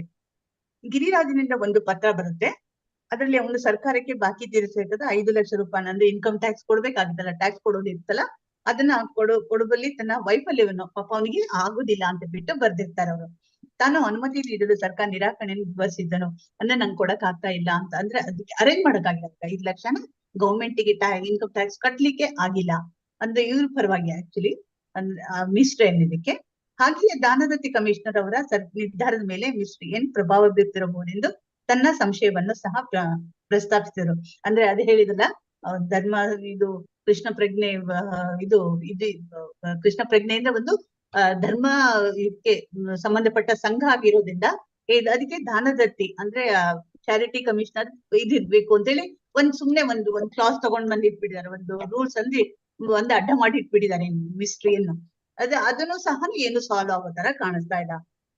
ಇದಕ್ಕೆಲ್ಲ ಏನು ಅಂದ್ರೆ ಮಿಸ್ಟ್ರಿ ಏನೋ ಮಾಡ್ತಾ ಇದ್ದಾರೆ ಅಂತ ಹೇಳಿ ಅವ್ರಿಗೊಂಥರ ಏನು ಕೊಡ್ಬೇಕು ಬಿಡ್ಬೇಕು ಅನ್ನೋ ಆ ತರ ಇದಾರೆ ಕಾಣತ್ತೆ. ಅಥವಾ ಇವರಿಂದ ದುಡ್ಡು ಫುಲ್ ಕೊಟ್ಟಿಲ್ಲ ಅನ್ನೋ ಭಾವನೆಯಿಂದ ಮಿಸ್ಟ್ರಿ ನಿರ್ಧಾರ ಮಾಡ್ತಾ ಇರ್ಬೋದು. ಕ್ರಯದ ಕರಾರು ಪತ್ರದ ಒಂದು ಪ್ರತಿಯು ಪ್ರಭುಪಾದರ ಬಳಿ ಇತ್ತು. ಅಂದ್ರೆ ಎಲ್ಲಾ ಇದಾಗಿರೋದು ಒಂದು ಏನಿದೆಲ್ಲ ಸೇಲ್ ಡೀಡ್ ಇದಾಗಿದೆಯಲ್ಲ, ಅದಕ್ಕೆ ಅದರದ್ದು ಒಂದು ಕಾಪಿ ಪ್ರಭುಪಾದರು ಇರುತ್ತೆ. ಅದನ್ನ ಓದ್ತಾರೆ ಅವರು. ಅದನ್ನೆಲ್ಲ ನೋಡಿದಾಗ ಅವ್ರಿಗೆ ಗೊತ್ತಾಗುತ್ತೆ ನಾವು ಒಂದು ಸೇಫ್ ಆಗಿದ್ದೀವಿ, ಇದ್ರಲ್ಲಿ ನಮ್ದೇನು ತಪ್ಪೇನಿಲ್ಲ ಅಂತ ಗೊತ್ತಾಗುತ್ತೆ. ಯಾಕೆಂದ್ರೆ ಕರಾರು ಇದ್ರಲ್ಲಿ ಏನು ಅನುಸಾರವಾಗಿಯೇ ಎಲ್ಲ ನಡೀತಾ ಇದೆ. ಆದ್ರೆ ಮಾತಿನಿಂದ 2 ಲಕ್ಷ ರೂಪಾಯಿ ಅವರು ಪಾವತಿ ಮಾಡಿದ್ರು. ಅಂದ್ರೆ ಆ ಕರಾರಿನ ಪ್ರಕಾರ 2 ಲಕ್ಷ ಕೊಡೋದಿರುತ್ತೆ, ಅದನ್ನ ಅವ್ರು ಕೊಟ್ಬಿಟ್ಟಿದ್ದಾರೆ ಈಗ. ಆದ್ರೆ ಈಗಿನ್ನ ಸೌಮ್ಯ ಪತ್ರ ಅಂದ್ರೆ ಇದೆಲ್ಲ ಇನ್ನ ಪೇಪರ್ಸ್ ನ ಊರಿಗೆ ಕೊಟ್ಟಿಲ್ಲ ಅವರಿಗೆ. ಈಗ ಅಧಿಕಾರಣಕ್ಕಾಗಿ ಒತ್ತಾಯಿಸ್ತಿದ್ದಾರೆ ಇದ್ರು. ಮತ್ತು ಗಿರಿರಾಜನ ಈ ಅಧಿಕಾರವನ್ನು ಪಾವತಿ ಮಾಡಿ ಸೌಮ್ಯ ಪತ್ರವನ್ನು ಪಡೆದುಕೊಳ್ಳಬೇಕೆಂದು ಹೇಳ್ತಾ ಇದ್ದಾರೆ. ಅಂದ್ರೆ ಆ ದುಡ್ಡನ್ನ ಕೊಟ್ಬಿಟ್ಟು ಪಡ್ಕೋಬೇಕು ಅಂತ ಪ್ರಭುಪಾದ ಹೇಳ್ತಾ ಇದ್ದಾರೆ. ಸರ್ಕಾರದ ದಾನದ ಕಮಿಷನರ್ ವಿಷಯ ಕುರಿತಂತೆ ಅಂದ್ರೆ ಅವ್ರು ಏನ್ ಹೇಳ್ತಾ ಇದಾರಲ್ಲ, ಚಾರಿಟಿ ಕಮಿಷನರ್ ಇಂದ ಪರ್ಮಿಷನ್ ತಗೋಬೇಕಾಗಿತ್ತು ನೀವು ಸೈನ್ ಹಾಕಕ್ ಮುಂಚೆ ಅಂತ ಹೇಳ್ತಾ ಇದಾರಲ್ಲ, ಆ ತರ ಯಾವ್ದು ಒಂದು ಕರಾರು ಸಹನು ಆ ಒಂದು ಸೇಲ್ ಡೀಡ್ ಅಲ್ಲಿ ಇರೋದಿಲ್ಲ, ಆ ಕರಾರ್ ಪತ್ರದಲ್ಲಿ ಇರೋದಿಲ್ಲ. ಅಂದ್ರೆ ಗೊತ್ತಾಗುತ್ತೆ ಅದ್ರಿಗೆ ನಾವು ಸರಿಯಾದ ದಾರಿಯಲ್ಲಿ ಹೋಗ್ತಾ ಇದ್ದೀವಿ. ಇದರಲ್ಲಿ ಮಿಸ್ಟರ್ನವರ ತಂತ್ರಗಳ ಬರೀ ಮಿಸ್ಟರ್ ಏನೋ ತಂತ್ರ ಮಾಡ್ತಾ ಇದ್ದಾನೆ ಅಂತ ಹೇಳಿ ಗೊತ್ತಾಗತ್ತೆ. ಗಿರಿರಾಜನ ವಿಗ್ರಮಿಗೆ ಈಡು ಮಾಡಿದಂತೆ ತೋರಿಸಿದ್ರು ಸಹ ಅವು ಟೊಳ್ಳು ಕುಟಿಲೋಪಾಯ ಎಲ್ಲ ಒಂದ್ ತಂತ್ರ ಮಾಡ್ತಾ ಇದ್ದಾನೆ ಅವನು ಮಿಸ್ಟರ್ ಅಂತ ಗೊತ್ತಾಗತ್ತೆ. ಗಿರಿರಾಜನ ತಂತಿ ಕಳಿಸ್ತಾರೆ. ಬ್ಯಾಂಕ್ ನಲ್ಲಿ ಭೋಗ್ಯಕ್ಕೆ ಹಣ ಪಡೆದು ಅಂದ್ರೆ ಲೋನ್ ತಗೊಂಡ್ಬಿಟ್ಟು ನೀನು ಒಂದು ಹಣವನ್ನ ಪಾವತಿ ಮಾಡು ಅಂತ ಹೇಳಿ ಪ್ರಭುಪಾದರು ಹೇಳ್ತಾ ಇದ್ದಾರೆ. ಸಾಧ್ಯವಿಲ್ಲ ಏಕೆ ಹೇಳುತ್ತಿರ್ಬೇಕು, ಕೈಯದ ಕರಾನ್ ಎಲ್ಲವೂ ಸ್ಪಷ್ಟವಾಗಿದೆ ಅಂತ ಹೇಳ್ತಾ ಇದ್ರೆ ಎಲ್ಲಾ ಪೇಪರ್ ನಲ್ಲಿ ಕರೆಕ್ಟ್ ಆಗಿದೆ. ನೀನೇನು ಇದ್ ಮಾಡ್ಬೇಡ, ನೀನೇನ್ ಮಾಡು ಅಂದ್ರೆ ಏನ್ ಕೊಡ್ಬೇಕಾಯ್ತಲ್ಲ ಟ್ಯಾಕ್ಸ್ ಅಮೌಂಟ್ ಅದನ್ನ ಹೆಂಗಾರ ಅರೇಂಜ್ ಮಾಡಿ ಅದನ್ನ ಕೊಡು ಅಂತ ಹೇಳ್ತಾ ಇದ್ದಾರೆ. ಕೂಡಲೇ ಸೌಮ್ಯಪಥವನ್ನು ಮಾಡತಕ್ಕದ್ದು. ಈಗ ಪ್ರಭುಪಾದ ಜನ್ಮದಿನ ಬೆಳಗ್ಗೆ ಅವರು ಉಪನ್ಯಾಸ ಮಾಡಲು ಬೆಟ್ಟದ ಮೇಲೆ ಸಭಾಂಗಣಕ್ಕೆ ಹೋದ್ರು. ಮಾನ್ಯ ದಿನ ಕೃಷ್ಣ ಜನ್ಮಾಷ್ಟಮಿ ಮಾನ್ಯ ದಿನ ಪ್ರಭುಪಾದರು ಹುಟ್ಟಿದಬ್ಬ ಅಲ್ಲ, ಅಲ್ಲಿ ಅವಾಗ ಅವ್ರನ್ನ ಬೆಟ್ಟದ ಮೇಲೆ ಸಭಾಂಗಣ ಮಾಡಿರ್ತಾರಲ್ಲ, ಅವ್ರೊಂದು ಪೆವಿಲಿಯನ್ ತರ ಮಾಡಿ ಒಂದು ಜಾಗ ಮಾಡಿರ್ತಾರೆ ಇದಕ್ಕೆ ಭಾಷಣ ಪ್ರವಚನ ಮಾಡೋಕ್ಕೋಸ್ಕರ. ಅಲ್ಲಿಗೆ ಅವರಿಗೆಲ್ಲರೂ ಅಲ್ಲಿಗೆ ಹೋಗ್ತಾರೆ. ಅದೊಂದು ಬೇಸಿಗೆ ಕೊನೆಗಾಲದ ಸುಂದರ ದಿನವಾಗಿತ್ತು. ಪ್ರಭುಪಾದರು ವೇದಿಕೆ ಮೇಲೆ ರಾಧಾ ದಾಮೋದರ ಮತ್ತು ಜಗನ್ನಾಥ ವಿಗ್ರಹಗಳ ಪಕ್ಕದಲ್ಲಿ ಬಂದು ಕೆಂಪು ಬಣ್ಣದ ವ್ಯಾಸಾಸನ ಮೇಲೆ ಕುಳಿತುಕೊಂಡಾರೆ. 100 ಶಿಷ್ಯರಲ್ಲಿ 100 ಮಂದಿ ಅತಿಥಿಗಳು ಸಹ ಎಲ್ಲರೂ ಬಂದಿದ್ದಾರೆ. ಅಲ್ಲಿ ಶ್ರೋತೃಗಣ 1000ಕ್ಕೂ ಹೆಚ್ಚಾಗಿತ್ತು ಅಂತ ಹೇಳ್ತಾ ಇದ್ದಾರೆ. ಉತ್ಸವವು ಹರೇ ಕೃಷ್ಣ ಆಂದೋಲನದ ಒಂದು ಸುದ್ದಿಗೆ ಅರ್ಹವಾದ ಸಂದರ್ಭವಾಗಿತ್ತು. ಅಂದ್ರೆ ಒಂಥರ ಇದೊಂಥರ ಎಲ್ಲ ಸುದ್ದಿ ಮಾಡೋ ವಿಷಯ ಆಗಿತ್ತು. ಅದರಿಂದ ನ್ಯೂಯಾರ್ಕ್ ಟೈಮ್ಸ್ ನವರು ಅಲ್ಲಿನ ಇದ್ರವರು ಪತ್ರಿಕೆಗಾರರು ಬಂದ್ಬಿಟ್ಟು ಎಲ್ಲ ವರದಿಗಾರರು ಬಂದು ಅಲ್ಲಿ ದೂರದರ್ಶನ ಸಿಬ್ಬಂದಿಗಳಿಗೆ ಹಾಜರಿದ್ದರು. ಅಂದ್ರೆ ಟೈಮ್ಸ್ ನ್ಯೂಯಾರ್ಕ್ ಟೈಮ್ಸ್ ಅಂತ ಹೇಳಿ ಅಲ್ಲಿ ಪತ್ರಿಕೆ ವರದಿಗಾರರೆಲ್ಲ ಈ ಒಂದು ಇದನ್ನ ಕಲೆಕ್ಟ್ ಮಾಡಕ್ಕೋಸ್ಕರ ಬಂದಿದ್ದಾರೆ. ಅಂದ್ರೆ ಅಲ್ಲಿ ನಡೆಯೋ ಇದೆಲ್ಲ ಸಂದರ್ಭವನ್ನ ಅಂದ್ರೆ ಪಡ್ಕೊಳ್ಳೋಕೋಸ್ಕರ ಅಲ್ಲಿ ಬಂದಿದ್ದಾರೆ. ಪ್ರಭುಪಾದರು ಉಪನ್ಯಾಸ ಮಾಡುತ್ತಾ ವಿವರಿಸಿದರು. ಭಕ್ತರು ತಮ್ಮ ಗುರುವನ್ನು ಪೂಜಿಸುವುದು ನೋಡಿದವರು ಅದನ್ನು ತಪ್ಪಾಗಿ ಗ್ರಹಿಸಬಹುದು. ಆದರೆ ಯಾರು ಸಹ ಗುರುವು ತಾನೇ ದೇವರೆಂದು ವರ್ತಿಸುತ್ತಾನೆಂದು ಯೋಚಿಸಬಾರದು. ಅಂದ್ರೆ ಹೇಳ್ತಾ ಇದ್ದಾರೆ ಭಕ್ತರು ತಮ್ಮ ಗುರುವನ್ನು ನೋಡಿದವರು ಅದನ್ನು ತಪ್ಪಾಗಿ ಗ್ರಹಿಸ್ತಾರೆ. ಅಂದ್ರೆ ಭಕ್ತರು ಯಾವಾಗ್ಲೂ ಗುರುವನ್ನ ಇದ್ ಮಾಡ್ತಾರೆ, ತಪ್ಪಾಗಿ ಗ್ರಹಿಸಬಾರ್ದು. ಯಾಕೆಂದ್ರೆ ಗುರು ತಾನೇ ದೇವರನ್ನು ವರ್ತಿಸ್ತಾನೆಂದು ಯೋಚಿಸಬಾರ್ದು, ಅನ್ಕೋಬಾರ್ದು. ಅಂದ್ರೆ ಏನು ಗುರು ನಾವು ಇದ್ ಮಾಡ್ತಾ ಇದೀವಿ ಅಂತ ಅದೇ ಗುರುನೇ ತಾನು ದೇವ್ರು ಅಂತ ಅನ್ಕೋತಾ ಇದ್ದಾರೆ ಅಂತ ನಾವು ಮನ್ಸಲ್ಲಿ ಭಾವನೆ ಬರಬಾರ್ದು. ಗುರುವು ಒಬ್ಬ ಏನ್ ಹೇಳ್ತಾ ಇದ್ದಾರೆ ಇಲ್ಲಿ ಒಂದು ಇದು ಕೊಡ್ತಾ ಇದ್ದಾರೆ. ಹೇಳ್ತಾ ಇದ್ದಾರೆ ಗುರು ಹೇಗೆ ಅಂದ್ರೆ ಒಬ್ಬ ತೆರಿಗೆ ವಸೂಲಿಗಾರ ಆಗುತ್ತೆ. ಆತರ ಅಂದ್ರೆ ತೆರಿಗೆ ವಸೂಲಿಗಾರನನ್ನು ರಾಜನ ಪರವಾಗಿ ಈಗ ಒಂದು ತೆರಿಗೆ ವಸೂಲ್ ಮಾಡೋನು ರಾಜನ ಪರವಾಗಿ ಹಣವನ್ನ ಕಲೆಕ್ಟ್ ಮಾಡ್ತಾನಲ್ಲ, ಅದೇ ತರ ಹೇಳ್ತಾ ಇದ್ದಾರೆ ಅವರು. ನಾನು ಕೃಷ್ಣ ಭಗವಾನನ ಪರವಾಗಿ ಗೌರವನ ಅವನ ಸಲುವಾಗಿ ಅವನ ಒಂದು ಪರವಾಗಿ ನಾನು ಗೌರವವನ್ನ ಸ್ವೀಕರಿಸ್ತಾ ಇದ್ದೀನಿ ಅಂತ ಹೇಳ್ತಾ ಇದ್ದಾರೆ. ಪ್ರತಿಯೊಬ್ಬನು ಸಹ ಪರಮ ಪ್ರಭುವಿಗೆ ತಲೆ ಬಾಗ್ಬೇಕು ಮತ್ತು ಅವನಿಗೆ ಸೇವೆ ಸಲ್ಲಿಸ್ಬೇಕು. ಎಲ್ಲರೂ ಭಗವಂತನಿಗೆ ನಾವು ತಲೆ ಬಾಗ್ಲೇಬೇಕು ಅಂತ ಹೇಳ್ತಾ ಇದ್ದಾರೆ. ಗುರು ಭಗವಂತನ ಪರವಾಗಿ ಬಂದು ನಮಸ್ಕಾರಗಳನ್ನು ವಸೂಲಿ ಮಾಡ್ತಾನೆ. ಅಂದ್ರೆ ಭಗವಂತನಿಗೆ ನಾವು ನಮಸ್ಕಾರಗಳನ್ನು ಸಲ್ಲಿಸ್ಬೇಕು. ಆ ವಸೂಲಿ ಕೆಲ್ಸನ ಗುರು ಮಾಡ್ತಾನೆ. ಗುರು ಮಾಡ್ಬಿಟ್ಟು ಅದನ್ನ ಭಗವಂತನಿಗೆ ತಲುಪಿಸ್ತಾ ಇದ್ದಾನೆ ಅಂತ ಹೇಳ್ತಾರೆ. ಅದ್ರಲ್ಲಿ ನೀವು ತಪ್ಪು ತಿಳಿಬಾರ್ದು. ತಾನೇ ದೇವರು ಅಂದ್ರೆ ಗುರು ತಾನೇ ದೇವ್ರು ಅಂತ ಹೇಳಿ ವರ್ತಿಸ್ತಾ ಇದ್ದಾನೆ, ಅವನು ಅಷ್ಟೊಂದು ಇದ್ ಮಾಡ್ತಾ ಇದ್ದಾನೆ ಅಂತ ನಾವ್ ಅನ್ಕೋಬಾರ್ದು. ಯಾಕೆಂದ್ರೆ ಅವರು ಗುರು ದೇವರ ಒಂದು ಅವರ ಒಂದು ಆದೇಶದಂತೆ ಬಂದಿರ್ತಾರಲ್ವಾ, ದೇವರಿಗೆ ನಾವು ಸಲ್ಲಿಸೋ ಒಂದು ನಮಸ್ಕಾರದ ಅದನ್ನ ಕಲೆಕ್ಟ್ ಮಾಡ್ಕೊಂಡು ಹೋಗಿ ಗುರುಗಳು ಭಗವಂತನಿಗೆ ತಲುಪಿಸ್ತಾ ಇದ್ದಾರೆ. ಗುರುವಿನ ಪ್ರಾಮಾಣಿಕ ಪೂಜೆಯನ್ನು ಭಗವಂತನ ತನಗೆ ಸಲ್ಲಿಸಿದೆ ಎಂಬಂತೆ ಸ್ವೀಕರಿಸುತ್ತಾನೆ. ಅಂದ್ರೆ ಯಾರು ಭಗವಂತನಿಗೆ ಸಲ್ಲಿಸ್ತಾ ಇದ್ದಾರೆ ಅದು ಅವ್ನು ತನಗೆ ಸಲ್ಲಿಸಿದ್ದಾರೆ ಅನ್ನೋ ತರ ತೋರಿಸ್ತಾನೆ. ಯಾಕೆ ಅಂತ ಹೇಳಿದ್ರೆ ಅದು ಅವ್ನು ತಗೊಂಡು ಭಗವಂತನಿಗೆ ಕೊಡ್ತಾ ಇದ್ದಾನೆ. ನಾವೇನ್ ಒಂದು ನಮಸ್ಕಾರ ಮಾಡ್ತೀವಿ, ಅದು ಏನ್ ಮಾಡ್ತೀವಲ್ಲ ಅದೆಲ್ಲ ಅದನ್ನ ಭಗವಂತನಿಗೆ ಕೊಡ್ತಾ ಇದ್ದಾರೆ. ಪ್ರಭುಪಾದರು ತಮ್ಮ ಉಪನ್ಯಾಸವನ್ನು ಮುಗಿಸಿದರು ಮತ್ತು 1.5 ದಿನಗಳ ಕಾಲ ಉಪವಾಸ ಒಂದು ಮಹದೌತಣದಲ್ಲಿ ಶಿಖರಗೊಂಡಿದ್ದ. ಅಂದ್ರೆ 1.5 ದಿನ ಕೃಷ್ಣ ಜನ್ಮಾಷ್ಟಮಿ ಇದೆಲ್ಲ ಮಾಡಿ ಮಾರನೇ ದಿನನ ಹಾಫ್ ಟೈಮ್ ಮಾಡಿದ್ದಾರೆ ಕಾಣುತ್ತೆ. 1.5 ದಿನದ ಒಂದು ಉಪವಾಸ ಮುಗಿದ್ಮೇಲೆ ಒಂದು ಮಹಾದೌತಣವನ್ನ ಮಾಡ್ತಾ ಇದ್ದಾರೆ. ಬಳಿಕ ಪ್ರಭುಪಾದರು ತಮ್ಮ ಪುಟ್ಟ ಮನೆಯ ಹಿತ್ತಲಿಗೆ ಹಿಂತಿರುಗಿ ಅಲ್ಲಿ ಕೆಲವು ಭಕ್ತರೊಂದಿಗೆ ಮಾತುಕತೆಯಲ್ಲಿ ತೊಡಗಿದರು. ಇಲ್ಲಿ ರುದ್ಯಾನಂದ ಗೋಸ್ವಾಮಿ ಹೇಳ್ತಾ ಇದ್ದಾರೆ, ಪ್ರಭುಪಾದರು ತಮ್ಮ ಮನೆಯ ಹೊರಗೆ ಬಂದು ಚಾಪೆಯ ಮೇಲೆ ಕುಳಿತುಕೊಂಡಿದ್ರು, ಮಾಲೀಶು ಮಾಡಿಸ್ಕೊಳ್ತಾ ಇದ್ರು. ಹಠಾತ್ತನೆ 2 ಬಕ್ಕಿನ ಮರಿಗಳು ಬರುತ್ತಂತಲ್ಲಿ. ಅವು ಚಾಪೆ ಮೇಲೆ ಬಂದು ಅಲ್ಲಿಂದಿಲ್ಲಿಗೆ ಒಂಥರ ಹೊಳ್ಳಾಡಕ್ ಶುರು ಮಾಡುತ್ತೆ.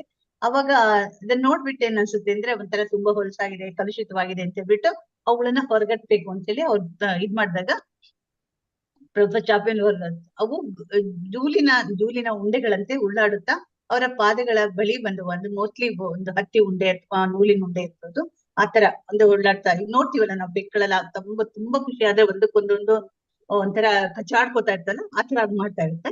ಪ್ರಭುಪಾದವುಗಳ ಕರುಳುಗಳಿಗೆ ಕಚಗುಳಿ ಇಡುತ್ತಾ ನೀವು ನಗತೊಡಗಿದ್ರು. ಅವರು ಉಲ್ಲಾಸಭರಿತರಾಗಿ ನನ್ನತ್ತ ನೋಡಿ ಹೇಳಿದ್ರು, ನೋಡು ಇಲ್ಲೂ ಸಹ ಪ್ರೀತಿ ಇದೆ. ನೋಡು ಪ್ರೀತಿ ಅನ್ನೋದು ಎಲ್ಲಾ ಕಡೆಲೂ ಇದೆ ಅಂತ ತೋರಿಸ್ತಾ ಇದ್ದಾರೆ.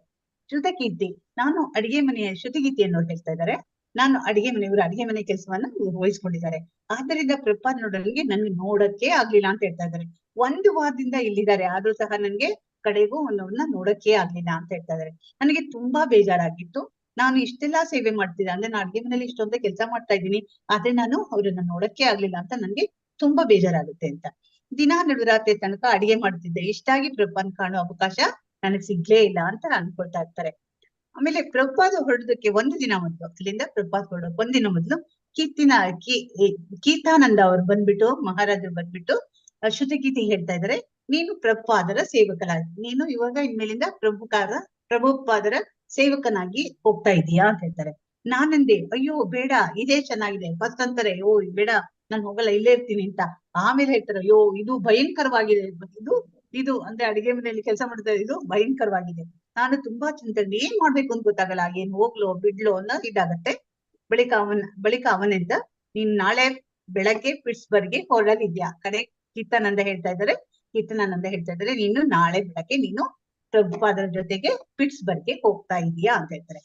ನನಗನ್ಸು, ಓ ಇಷ್ಟು ಬೇಗ ಇದರ ಬಗ್ಗೆ ನನ್ಗೆ ಕಿಂಚಿತ್ತು ಸುಳಿವಿಲ್ಲ, ನನ್ಗೇನು ಒಂದು ಯೋಚನೆ ಮಾಡಿರ್ಲಿಲ್ಲ ಅಂತ ಹೇಳಿ ಅನ್ಕೊಳ್ತಾರೆ ಇವರು. ಮರುದಿನ ಬೆಳಗ್ಗೆ ಕೀರ್ತನಾನಂದ ಮಹಾರಾಜರು ನನ್ನನ್ನು ಪ್ರಭುಪಾದರ ವಾಸದ ಪಕ್ಕಲವನಿಗೆ ಕರೆದಿದ್ರು. ಅವ್ರೆಲ್ಲಿ ಇರ್ತಾರಲ್ಲ ಆ ಮನೆಗೆ ಕರ್ಕೊಂಡು ಹೋಗ್ತಾರೆ. ಪ್ರಭುಪಾದರ ಕೊಟ್ಟಿಗೆ ನಾವು ಹೋದೆವು. ಅವರು ಪ್ರಭುಪಾದರಿಗೆ ಹೇಳಿದ್ರು, ಅವ್ರಿಗೆ ಪರಿಚಯ ಮಾಡ್ಕೊಡ್ತಾ ಇದೆ. ಅಂದ್ರೆ ಇವ್ರು ಅಡಿಗೆ ಮನೆಯಲ್ಲೇ ಇರ್ತಾರಲ್ಲ, ಸೊ ಇವ್ರು ಯಾರು ಅಂತ ಪ್ರಭುಪಾದರಿಗೆ ಗೊತ್ತಿರಲಿಲ್ಲ. ಸೊ ಕೀರ್ತನಾನಂದ ಅವರು ಇವ್ರನ್ನ ಪರಿಚಯ ಮಾಡ್ಕೊಡ್ತಾ ಇದ್ದಾರೆ. ಇವ್ರು ಶ್ರುತಕೀರ್ತಿ ಅಂತ, ಇವನು ನಿಮ್ಮ ಸೇವಕಲಾಗಿದೆ, ಇನ್ಮೇಲಿಂದ ನಿಮ್ ಸೇವೆನ ಇವ್ರು ಮಾಡ್ತಾ ಇದ್ದಾರೆ. ಪ್ರಭುಪಾದ ನನ್ನತ್ತ ನೋಡಿದ್ರು, ನಾನು ಅವ್ರು ನಮಸ್ಕರಿಸಿದೆ. ಕೀರ್ತನಾನಂದ ಮಹಾರಾಜರು ಹೇಳಿದರು, ಪ್ರಭುಪಾದರೆ ಇವನು ತುಂಬಾ ಚೆನ್ನಾಗಿ ಅಡ್ಗೆ ಮಾಡ್ತಾನೆ ಅಂತ ಹೇಳ್ತಾರೆ. ಪ್ರಭುಪಾದರೆಂದು, ತುಂಬಾ ಒಳ್ಳೆಯದು ಮಹಾರಾಜರೆಂದರು, ಆದರೆ ಇವನಿಗೆ ಮಾಲೀಶ್ ಮಾಡಲು ಬರುವುದಿಲ್ಲ. ಆದ್ರೆ ಅವ್ರು ಹೇಳ್ತಾರೆ, ಕೀರ್ತನಾನಂದ ಹೇಳ್ತಾರೆ, ಅಡಿಗೆನೋ ಚೆನ್ನಾಗ್ ಮಾಡ್ತಾನೆ, ಅವನಿಗೆ ಮಾಲೀಶ್ ಎಲ್ಲ ಮಾಡಕ್ ಬರಲ್ಲ ಅಂತ ಹೇಳ್ತಾರೆ. ಅದಕ್ಕೆ ಪ್ರಭುಪಾದ್ ಹೇಳ್ತಾರೆ, ಅದೇನ್ ಪರವಾಗಿಲ್ಲ, ಅದು ತುಂಬಾ ಸುಲಭ, ಅವನು ಕಲ್ತ್ಕೋಬಹುದು ಅಂತ ಹೇಳ್ತಾರೆ. ಸತ್ಯನಾರಾಯಣ ಅನ್ನೋರು ಹೇಳ್ತಾ ಇದ್ದಾರೆ, ನಾನೊಂದು ಭಕ್ತರ ತಂಡದಲ್ಲಿದ್ದೆ. ನಾನೊಂದು ಹಳೆಯ ಬಸ್ಸಿನಲ್ಲಿ ಸಂಚರಿಸುವ ಪ್ರಚಾರ ಮಾಡುತ್ತಿದ್ದೆವು. ಅಂದ್ರೆ ಅವ್ರು ಸತ್ಯನಾರಾಯಣ ಹೇಳ್ತಾ ಇದ್ದಾರೆ, ನಾವು ಒಂದು ಹಳೆ ಬಸ್ ತಗೊಂಡ್ಬಿಟ್ಟು ಅದ್ರೊಳಗೆ ಊರೂರು ಸುತ್ಬಿಟ್ಟು ಅವರು ಕೃಷ್ಣ ಪ್ರಜ್ಞೆಯನ್ನ ಪ್ರಚಾರ ಮಾಡ್ತಾ ಇರ್ತಾರೆ. ಬಸ್ಸಿನ ಒಳಗೆ ಬಸ್ಸೊಳಗೆ ವಿಗ್ರಹ ಇಟ್ಟಿರ್ತಾರೆ. ಅಡಿಗೆ ಮನೆ ಮತ್ತು ಸ್ನಾನದ, ಆ ಬಸ್ ಒಳಗೆ ಅಡಿಗೆ ಮನೆ, ಸ್ನಾನದ್ದು ಮನೆ ಎಲ್ಲ ಇರುತ್ತೆ. ನಾವು ಬಸ್ಸಿನಲ್ಲಿ ಬಂದಾಗ ಪ್ರಭುಪಾದರು ಅವ್ರ ಮನೆಯ ಹೊರಗಡೆ ಇದ್ರು. ಅವರು ಬಸ್ಸಿನೊಳಗೆ ಬಂದಾಗ ಪ್ರಭುಪಾದ ಬಸ್ ಒಳಗ್ ಬರ್ತಾರೆ. ನಾವು ಅವರನ್ನು ದೇವಾಲಯದೊಳಗೆ ಸಾಗುದಂತೆ. ಬಸ್ ಒಳಗೆ ಅವ್ರು ಬಂದಾಗ ಪ್ರಭುಪಾದ್ನ ಅವರು ಅದೇನೋ ಒಂದು ದೇವಾಲಯ, ಯಾಕೆಂದ್ರೆ ಅಲ್ಲಿ ವಿಗ್ರಹ ಇಟ್ಟಿರ್ತಾರೆ ಬಸ್ ಒಳಗೆ. ಸೊ ದೇವಾಲಯದೊಳಗೆ ಬರ್ತಿದಾರೇನೋ ಪ್ರಭುಪಾದರು ಅನ್ನೋ ತರ ನಾವೆಲ್ಲ ಬರಮಾಡ್ಕೊಂತೀವಿ ಅಂತ ಹೇಳ್ತಾ ಇದ್ದಾರೆ. ಅವರಿಗೆ ಚರಣಾಮೃತ ನೀಡಿದೆವು. ಅವರು ಎಲ್ಲವನ್ನೂ ನೋಡಿ ಇಂತಹ ನೂರಾರು ತುಂಬಾ ಖುಷಿ ಆಗ್ಬಿಡುತ್ತೆ ಪ್ರಭುಪಾದರಿಗೆ. ಈ ತರ 100 ಬಸ್ಗಳಿರ್ಬೇಕು, ಅದು ಊರೂರ್ ಸುತ್ತಬಿಟ್ಟು ಕೃಷ್ಣ ಪ್ರಜ್ಞೆನ ಹರಡಬೇಕು ಅಂತ ಅವ್ರಿಗೆ ತುಂಬಾ ಇದಾಗುತ್ತೆ. ಅದೇನು ಅಂತ ದೊಡ್ಡ ಸಂಗತಿ ಅಲ್ಲ, ಆದ್ರೂ ಅವರು ಅದನ್ನು ಇಷ್ಟಪಟ್ರು ಅಂತ ಹೇಳ್ತಾ ಇದ್ದಾರೆ. ಆಮೇಲೆ ಸತ್ಸ್ವರೂಪದ ಗೋಸ್ವಾಮಿ ಹೇಳ್ತಾ ಇದ್ದಾರೆ, ಪ್ರಭುಪಾದರನ್ನು ಮುಖ್ಯ ವ್ಯವಹಾರಗಳ ಸಂಬಂಧವಾಗಿ ಭೇಟಿಯಾಗಲು ವಿವಿಧ ಶಿಷ್ಯರು ಅವರ ಮನೆಯೊಳಗೆ ಹೋಗಿ ಬರುವುದನ್ನು ನಾನು ಕಂಡೆ. ಸತ್ಸ್ವರೂಪ ಅವರು ಹೇಳ್ತಾ ಇದ್ದಾರೆ, ಎಷ್ಟೊಂದ್ ಜನ ಎಷ್ಟೊಂದು ವ್ಯವಹಾರಗಳಿಲ್ಲ, ಎಷ್ಟೊಂದು ವ್ಯವಹಾರಗಳನ್ನ ಇಟ್ಕೊಂಡಿದ್ದಾರೆ ಪ್ರಭುಪಾದರು. ಅವ್ರವ್ರದ್ದು ಒಂದ್ ಏನೇನ್ ಕೆಲಸ ಇರುತ್ತೆ, ಕೆಲವರು ಬರ್ತಿದ್ರು, ಅವ್ರ ಹತ್ರ ವ್ಯವಹಾರಗಳನ್ನು ಮುಗಿಸ್ಕೊತಿದ್ರು, ಹೋಗ್ತಾ ಇದ್ರು. ನನ್ನ ಎಲ್ಲಾ ಮುಖ್ಯ ವ್ಯವಹಾರಗಳ ಬಗ್ಗೆ ಪ್ರಭುಪಾದ ಪತ್ರಗಳಲ್ಲಿ. ಆದ್ರೆ ಸತ್ಸ್ವರೂಪ ಸ್ವಾಮಿ ಹೇಳ್ತಾ ಇದ್ದಾರೆ, ಇಲ್ಲೆಲ್ಲಾರು ಬರ್ತಾ ಇದ್ದಾರೆ, ಪ್ರಭುಪಾದ ಹತ್ರ ಬರ್ತಾ ಇದ್ದಾರೆ, ಆದ್ರೆ ನನ್ಗೆ ಒಳಗ್ ಹೋಗಕ್ ಆಗ್ತಾ ಇಲ್ಲ. ಯಾಕೆಂದ್ರೆ ನನ್ಗೇನಾರು ಪ್ರಾಬ್ಲಮ್ಸ್ ಬಂದ್ರೆ ಅದನ್ನ ಪ್ರಭುಪಾದರು ಪತ್ರಗಳಲ್ಲೇ ಎಲ್ಲ ಮಾಡಿ ಮುಗಿಸ್ಬಿಡ್ತಾ ಇದ್ದಾರೆ. ಅದು ಬೇರೆಯವರ ಮುಖತಃ ಅವರನ್ನು ಕಂಡು ಬರುತ್ತಿರುವಾಗ ನನಗದು ಸಾಧ್ಯವಾಗಲಿಲ್ಲ ಎಂದು ಕೊರಗು. ಅಯ್ಯೋ, ನಂದು ಏನಾರ ಪ್ರಾಬ್ಲಮ್ ಇದ್ರೆ ನಾನು ಒಳಗಡೆ ಹೋಗ್ಬೋದಾಗಿತ್ತಲ್ಲ, ಆ ಪ್ರಭುಪಾದನ್ನ ಹೋಗಿ ಮಾತಾಡ್ಸ್ಬೋದಾಗಿತ್ತು ಅಂತ ಅನ್ಕೊಳ್ತಾರೆ. ಆದ್ರೆ ಅವ್ರ ಪ್ರಾಬ್ಲಮ್ಸ್ ಏನಿದ್ರು ಎಲ್ಲಾನು ಲೆಟರ್ ಮೂಲಕನೇ ಅವರು ಸಾಲ್ವ್ ಮಾಡ್ಬಿಟ್ಟಿರ್ತಾರೆ. ಒಂದು ದಿನ ನನ್ನ ಉತ್ಸುಕತೆ ಎಷ್ಟು ಹೆಚ್ಚಾಯ್ತು ಅಂದ್ರೆ ಅವ್ರಿಗೆ ತುಂಬಾ ಒಂದಿನ ಬಹಳ ಇದಾಗತ್ತೆ, ಅಂದ್ರೆ ಅವ್ರನ್ನ ಮೀಟ್ ಮಾಡ್ಬೇಕು ಅಂತ ತುಂಬಾ ಇದಾಗತ್ತೆ. ಕೊನೆಗೆ ಆ ದೈವಾನುಗ್ರಹ ಪೂರ್ಣರನ್ನು ಹೋಗಿ ನೋಡಿಯೇ ಬಿಡಬೇಕೆಂದು ನಿಶ್ಚಯ, ಒಳಗಡೆ ಹೋಗೇ ಬಿಡೋಣ ಅಂತ ಅನ್ಕೊಳ್ತಾರೆ. ಮನೆಯ ಬಾಗಿಲು ಬೆಳಿಗ್ಗೆ ಬಂದಾಗ ಅವನ್ ಮನೆ ಹತ್ರ ಬರ್ತಾರೆ. ಸೇವಕರು ನನ್ನನ್ನು ಸಂತೋಷ ಒಳಗೆ ಹೋಗಲು ಒಳಗಡೆ ಬಿಡ್ತಾ ಇದ್ದಾರೆ ಸೇವಕ. ಮರುಕ್ಷಣ ನಾನು ಶೀಲಾ ಪ್ರಭುಪಾದರ ಎದುರಿಗೆ ಆಸೀನನಾಗಿದ್ದೆ. ಅವರು ಮಾಲೀಶು ಮಾಡಿಸಿಕೊಳ್ಳಲು ಸಿದ್ಧ ಆಗ್ತಾ ಇರ್ತಾರೆ. ನಾನು ಅವ್ರಿಗೆ ಹೇಳಿದೆ, ನಂಗೆ ಕೇಳದ ಅಂತಹ ತುರ್ತಿನ ಪ್ರಶ್ನೆಗಳೇನು ಅವನೇ ಹೇಳ್ತಾರೆ, ನಾನ್ ಯಾವ ಪ್ರಶ್ನೆನು, ಎಲ್ಲಾರು ನಿಮ್ ಹತ್ರ ಒಂದು ಇದಕ್ಕೆಲ್ಲ ಬರ್ತಾ ಇದ್ದಾರೆ, ಸೊಲ್ಯೂಷನ್ ಏನಾರ ಅವ್ರ ಪ್ರಾಬ್ಲಮ್ ಇದ್ರೆ ವೃತ್ತಿ ವ್ಯವಹಾರಗಳ ಬಗ್ಗೆ ಡಿಸ್ಕಸ್ ಮಾಡಕ್ ಬರ್ತಾ ಇದೆ. ಆದ್ರೆ ನನ್ನ ಹತ್ರ ಆ ತರದ್ ಏನು ಇಲ್ಲ, ಆ ತರ ಒಂದು ದುಡ್ಡಿನ ಒಂದು ಕೆಲಸ ಏನು ಇಲ್ಲ. ನಿಮ್ಮನ್ನು ಕಾಣಬೇಕು ಅಂತ ಒಂದು ಕಾತರತೆಗಾಗಿ ನಾನು ಬಂದೆ ಅಂತ ಹೇಳ್ತಾರೆ. ಪ್ರಭುಪಾದರು ಹೇಳಿದ್ರು, ಹಾಗೆಲ್ಲ ಕೇವಲ ಕಾತರಿದ್ದ ಕಾರಣದಿಂದ ಮಾತ್ರ ನನ್ನನ್ನು ನೋಡಲು ಬರಬಾರದಿದ್ದು ನಿನಗೆ ಗೊತ್ತಿರಬೇಕಿತ್ತು.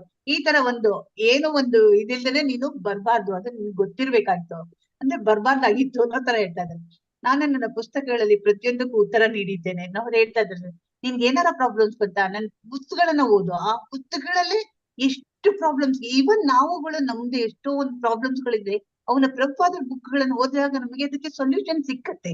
ಆತರ ಇಲ್ಲಿ ಅವ್ರಿಗೆ ಹೇಳ್ತಾ ಇದ್ದಾರೆ, ಪ್ರತಿಯೊಂದಕ್ಕೂ ಉತ್ತರ ನೀಡಿದ್ದೇನೆ. ವಾಸ್ತವವಾಗಿ ಅವರ ಮಾತು ಸ್ಫೂರ್ತಿದಾಯಕವಾಗಿತ್ತು. ಒಬ್ಬ ಹಿರಿಯ ಭಕ್ತನಾಗಿ ಅವರ ಪುಸ್ತಕಗಳಲ್ಲಿ ಪ್ರತಿಯೊಂದು ಇದೆ ಎಂಬುದನ್ನು ಅಧ್ಯಯನದಿಂದ ನಾನು ಖಚಿತಪಡಿಸಿಕೊಳ್ಳಬೇಕೆಂಬುದನ್ನು ಅವ್ರು ಹೇಳ್ತಾರೆ. ಅಂದ್ರೆ ಅವ್ರಿಗೆ ಯಾವ ತರ ಹೇಳ್ತಾ ಇದ್ದಾರೆ ಪ್ರಭುಪಾದರು ಅಂದ್ರೆ, ನಿಂಗೆ ಏನ್ ಪ್ರಾಬ್ಲಮ್ ಅನ್ನು ಸಹ ನನ್ ಬುಕ್ ಓದಿದ್ರೆ ಗೊತ್ತಾಗತ್ತೆ ಅಂದ್ರೆ ಈಗ ಅನ್ಕೊಳ್ತಾರೆ ಇವರು ಸತ್ಸ್ವರೂಪ ಸ್ವಾಮಿ ಅನ್ಕೊಳ್ತಾರೆ, ಹೌದು ನಾನು ನನ್ಗೆ ಏನ್ ಬಂದ್ರು ಸಹ ಅಂದ್ರೆ ಪ್ರಭುಪಾದರ ಪ್ರಕಾರ ತಮ್ಮ ಬುಕ್ಗಳನ್ನ ಎಲ್ಲಾರು ಅದನ್ನ ಓದ್ಬೇಕು ಅನ್ನೋದೊಂದು ಅಂದ್ರೆ ಅವರ ಅಭಿಲಾಷೆ, ಆತರ ಒಂದು ಆಸೆನ ಇಲ್ಲಿ ಹೇಳ್ಕೊತಾ ಇದ್ದಾರೆ. ತಾನು ಖಚಿತಗೊಳ್ಳಬೇಕೆಂಬುದು ಅವರು ಹೇಳುತ್ತಿದ್ರು. ಕೇವಲ ಕಾತರತೆಯಿಂದ ನನ್ನಲ್ಲೇನು ಕೊರತೆ ಇದೆ ಎಂದು ಭಾವಿಸಿ ಗುರುವನ್ನು ಮುಖತಃ ನೋಡಲು ಬರಬಾರದೆಂದವರು ಸೂಚಿಸಿದ್ರು ಅಂತ ಹೇಳ್ತಿದ್ದಾರೆ. ಈಗ ಹೇಗೂ ನಾನವರ ಎದುರಿಗೆ ಬಂದ್ಬಿಟ್ಟಿದ್ದೀನಿ. ಶೀಲಪ್ರಭುಪಾದ ಕೇಳಿದ್ರು, ಏನು ಮಾಡುತ್ತಿದ್ದೀಯಾ ಅಂತ ಅವರು. ಹಾಗೆ ಕೇಳಿದಾಗ ನನಗೆ ಸರಿಯಾದ ಸ್ಥಾನಮಾನವನ್ನು ಗುರುತಿಸಿ ನನ್ನನ್ನು ಒಬ್ಬ ಕ್ಷುಲಕ ಮೂರ್ಖನಂತೆ ಅವರು ಪರಿಗಣಿಸ್ತಾರೆ ಎಂಬ ಭಾವನೆ ನನಗುಂಟಾಯ್ತು. ಅಂದ್ರೆ ಈಗ ನೀನೇನ್ ಮಾಡ್ತಾ ಇದೀಯಾ ಅಂತ ಕೇಳಿದ ತಕ್ಷಣ ಅವ್ರಿಗೆ ಕ್ವೆಶ್ಚನ್ ಮಾರ್ಕ್.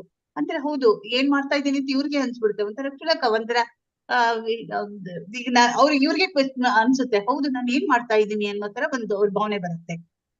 ನನಗುಂಟಾಯ್ತು. ಆಗಷ್ಟೇ ನನ್ನ ಸನ್ಯಾಸ ದೀಕ್ಷೆ ಇಲ್ಲ ಅಂದ್ರೆ ಈಗ ಅವಾಗಿ ಅವರು ಸನ್ಯಾಸ ದೀಕ್ಷೆಯನ್ನ ತಗೊಂಡಿರ್ತಾರೆ. ಅಷ್ಟು ಬೇಗ ನಾನು ಇಷ್ಟೊಂದು ಒಂಥರ ಸಹಾಯಕರೊಂದಿಗೆ ಬಂದು ಪ್ರಭುಪಾದನ ಮೇಲೆ ಗಮನ ಹರಿಸ್ಬೇಕಂದ್ರೆ ಈಗಿನ ನಾನು ದೀಕ್ಷೆ ತಗೊಂಡಿದ್ದೀನಿ, ಇವಾಗ್ಲೇ ಬಂದ್ಬಿಟ್ಟು ಪ್ರಭುಪಾದ ನನ್ನ ಮೇಲೆ ಗಮನ ಹರಿಸ್ಬೇಕು, ನನ್ನನ್ನ ಇದ್ ಮಾಡ್ಬೇಕು ಅಂತ ನಾನು ಆತರ ಭಾವನೆ ಇಟ್ಕೋಬಾರ್ದಾಗಿತ್ತು ಅಂತ ಅನ್ಕೊಳ್ತಾರೆ. ಗಮನ ಬಯಸಿದ ಅವರು ನನ್ನನ್ನು ಗಮನವಿಟ್ಟು ನೋಡಿದ್ದರು, ಗಮನ ಹರಿಸಬೇಕೆಂದು ನಿರೀಕ್ಷಿಸಿದ್ದೆ. ನಾನು ಅವರ ಗಮನ ಬಯಸಿದ್ರಿಂದ ಅವರು ನನ್ನನ್ನು ಗಮನವಿಟ್ಟು ನೋಡಿದ್ರು.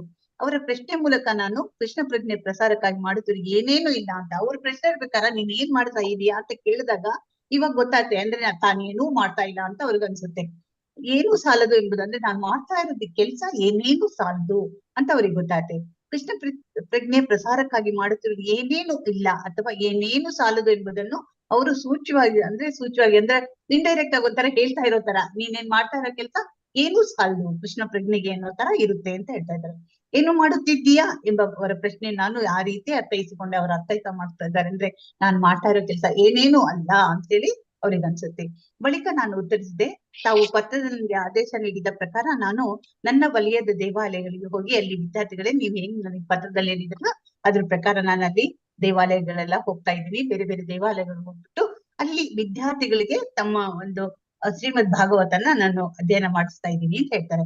ಅವಾಗ ತಮ್ಮ ಆಸೆಯನ್ನು ಕಾರ್ಯಗತಗೊಳಿಸಿದ್ದೇನೆ ಅಂದ್ರೆ ನಿಮ್ಮ ಆಸೆ ಪ್ರಕಾರ ನಾನು ಎಲ್ಲಾ ಮಕ್ಕಳಿಗೆ ಭಾಗವತ ಹೇಳಿ ಭಾಗವತ ಪ್ರವಚನ ಮಾಡ್ತಾ ಇದ್ದೀನಿ ಅಂತ ಹೇಳ್ತಾರೆ. ನಾನು ಅವರ ಪತ್ರ ಪ್ರಕಾರ ಅವರ ನೇರ ಆದೇಶವನ್ನು ಚಾಚು ತಪ್ಪದೆ ಪಾಲಿಸಿದ್ದೇನೆ ಅಂತ ಅವರಿಗೆ ಅಂದ್ರೆ ಪ್ರಭುಪಾದರ ಪ್ರಕಾರ ನಾನು ನಡ್ಕೋತಿದ್ದೀನಿ ಅಂತ ಅವ್ರ ಭಾವನೆ ಆಗಿದೆ.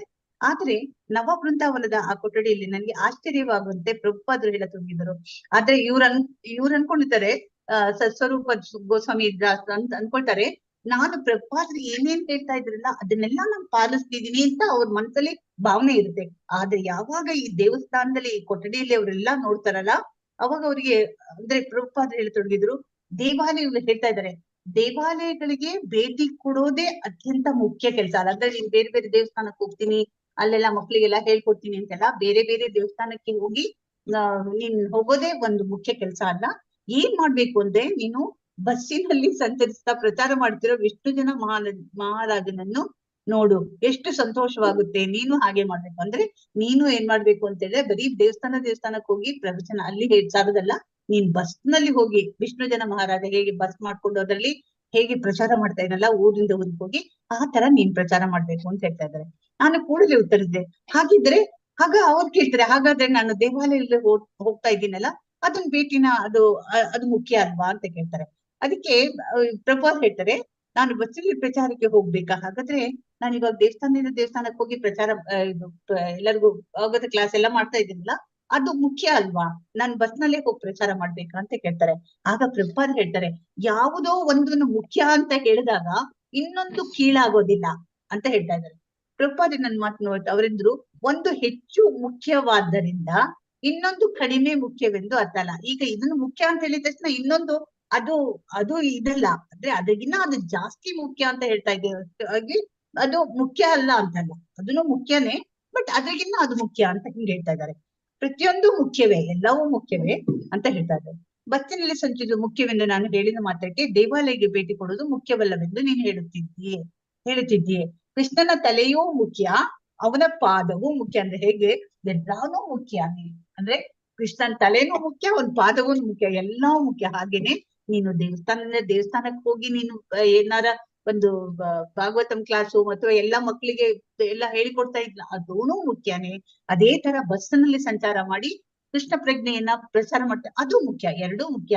ಕೃಷ್ಣನ ತಲೆ ಮತ್ತು ಪಾದಗಳಿಗೆ ಹೇಗೆ ವ್ಯತ್ಯಾಸ ಇಲ್ಲೋ ಅದೇ ತರ ಎಲ್ಲವನ್ನೂ ಮುಖ್ಯನೇ ಅಂತ ಹೇಳ್ತಾ ಇದ್ದಾರೆ. ಪ್ರಭುಪಾದರು ನವವೃಂದಾವನದ ಔಪಚಾರಿಕ ಮತ್ತು ಅನೌಪಚಾರಿಕವಾದ ಎಲ್ಲಾ ಚಟುವಟಿಕೆಗಳು ಪೂರ್ಣವಾಗಿ ಭಾಗವಹಿಸ್ತಿದ್ರು. ಆದರೂ ಸಹ ಎಷ್ಟೊಂದು ಇದ್ರಲ್ಲಿ ಭಾಗವಹಿಸ್ತಾ ಇದ್ದಾರೆ, ಆದ್ರೂ ಸಹ ಅವರು ಮುಂಬಯಿಯ ಒಂದು ಚಿಂತೆ ಅವ್ರು ಯಾವಾಗ್ಲೂ ಕಾಡ್ತಾ ಇರುತ್ತೆ. ಒಂದು ವಿಶೇಷ ಹೊರೆಯಾಗಿ ಅವರು ಇನ್ನೂ ಹೊತ್ತೇ ಇದ್ರು. ಜಗತ್ತಿನ ವಿವಿಧ ಭಾಗಗಳಲ್ಲಿ ಕೃಷ್ಣ ಪ್ರಜ್ಞಾ ಆಂದೋಲನದ ಉಸ್ತುವಾರಿಗಾಗಿ ಅವರು GBC ಕಾರ್ಯದರ್ಶಿಗಳನ್ನು ನೇಮಿಸಿದ್ದಾರೆ. ಆದ್ರೆ ಭಾರತದ ಮಟ್ಟಿಗೆ ಅಂದ್ರೆ ಎಲ್ಲಾವತ್ತು ಜಗತ್ತಿನಲ್ಲಿ ಎಲ್ಲಾ ಒಂದು ಕೃಷ್ಣ ಪ್ರಜ್ಞೆ ಒಂದು ಕೆಲಸವನ್ನು ನಡಿಬೇಕು ಅಂತೇಳಿ GBC ಅಂದ್ರೆ ಗವರ್ನಿಂಗ್ ಬಾಡಿ ಕಮಿಷನ್ ಮಾಡಿದ್ದಾರೆ. ಆದ್ರೆ ಇದಾದ್ರೆ ಭಾರತದ ಮಟ್ಟಿಗೆ ಅವರಿಗೆ ಅದನ್ನೇ ಅವರೇ ನೋಡ್ಕೊಳ್ತಾ ಇದ್ದಾರೆ ಅಂತ ಹೇಳ್ತಾ ಇದ್ದಾರೆ. ಅಂದ್ರೆ ಈ ಗವರ್ನಿಂಗ್ ಬಾಡಿ ಕಮಿಷನ್ ಇದಿಲ್ಲ, ಇವರೇ ತಾವೇ ಸ್ವತಃವಾಗಿ ಒಂಥರ ಅದ್ರಲ್ಲಿ ಇನ್ವಾಲ್ವ್ ಆಗ್ಬಿಟ್ಟಿದ್ದಾರೆ. ಅವರು ಕಾರ್ಯದರ್ಶಿ ಆಗಿದ್ದರು.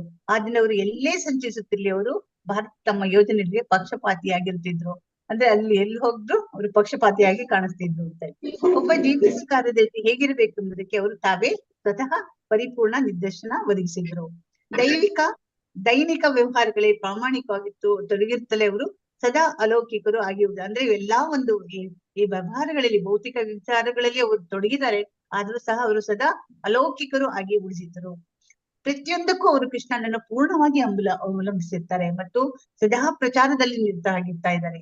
ಗಿರಿರಾಜನಿಗೆ ಈಗ ಬರೀ ಅವರಿಗೆ ಬಾಂಬೆದೇ ಇದು ಅಂದ್ರೆ ಏನ್ ಮಾಡಿದ್ರು ಮತ್ತೆ ಅವ್ರಿಗೆ ಬಾಂಬೆ ಇದಕ್ಕೆ ಬರ್ತಾ ಇದ್ದಾರೆ. ಗಿರಿರಾಜನಿಗೆ ಒಂದು ತಂತಿ ಸಂದೇಶ ಕಳಿಸಿ ಹೇಳ್ತಾ ಇದ್ದಾರೆ, ಅಥವಾ ಕಷ್ಟಗಳ ಬಗ್ಗೆ ಆಲಿಸಿದ ಬಳಿಕ ಕೂಡಲೇ ಅವರು ತಮ್ಮ ಪ್ರಶಾಂತ ದಿನಚರಿಗೆ ಅಥವಾ ಸಕ್ರಿಯ ಪ್ರಚಾರಕ್ಕೆ ಹಿಂತಿರುಗುತ್ತಿದ್ರು. ಅಂದ್ರೆ ಗಿರಿರಾಜನಿಗೆ ಏನಾರು ಅಂದ್ರೆ ಬಾಂಬೆದ ಇದಕ್ಕೆ ಯೋಚನೆ ಮಾಡ್ತಿರ್ತಾರೆ, ಬಟ್ ಅಲ್ಲಿಗೆ ಒಂದು ಸೊಲ್ಯೂಷನ್ ಏನಾದ್ರು ಒಂದು ಪರಿಹಾರ ಮಾಡಿ ಮತ್ತೆ ಇಮಿಡಿಯೇಟ್ ಆಗಿ ಬಂದು ತಮ್ಮ ಒಂದು ಕಾರ್ಯಕ್ರಮಕ್ಕೆ ಅಂದ್ರೆ ತಮ್ಮ ಒಂದು ದಿನಚರಿಗೆ ಮತ್ತೆ ಬಂದ್ಬಿಡ್ತಾ ಇರ್ತಾರೆ ವಾಪಸ್ಸು.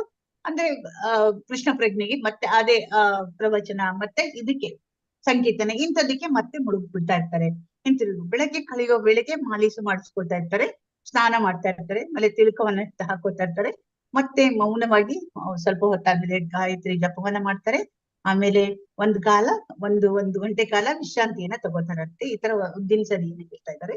ದಿನ ಪೂರ್ತಿಯ ಚಟುವಟಿಕೆ ಬಳಿಕ ಸಂಜೆ ಇದೆಲ್ಲ ದಿನಚರಿ ಆದ್ಮೇಲೆ ಸಂಜೆ ಆದ್ಮೇಲೆ ಏನ್ ಮಾಡ್ತಾ ಇರ್ತಾರೆ, ಅಲ್ಲಿ ಎಲ್ಲಿರ್ತಾರೋ ಅಲ್ಲಿ ದೇವಾಲಯಕ್ಕೆ ಹೋಗಿ, ಯಾವ ಊರಲ್ಲಿ ಇರ್ತಾರೋ ಅಥವಾ ಯಾವ ಜಾಗದಲ್ಲಿ ಇರ್ತಾರೋ ಅಲ್ಲಿ ಬಂದು ದೇವಾಲಯಕ್ಕೆ ಹೋಗ್ಬಿಟ್ಟು ಪ್ರಸಾದ ಕೂತ್ಕೊಂಡ್ಬಿಟ್ಟು ಜಯ ರಾಧ ಮಾಧವ ಅಂತ ಹೇಳಿ ಕೀರ್ತನೆ ಮಾಡಿ ತಮ್ಮ ಪರಿಶುದ್ಧ ಕೃಷ್ಣ ಪ್ರಜ್ಞೆ ಮಾತುಗಳನ್ನ ಆಡ್ತಾ ಇರ್ತಾರೆ.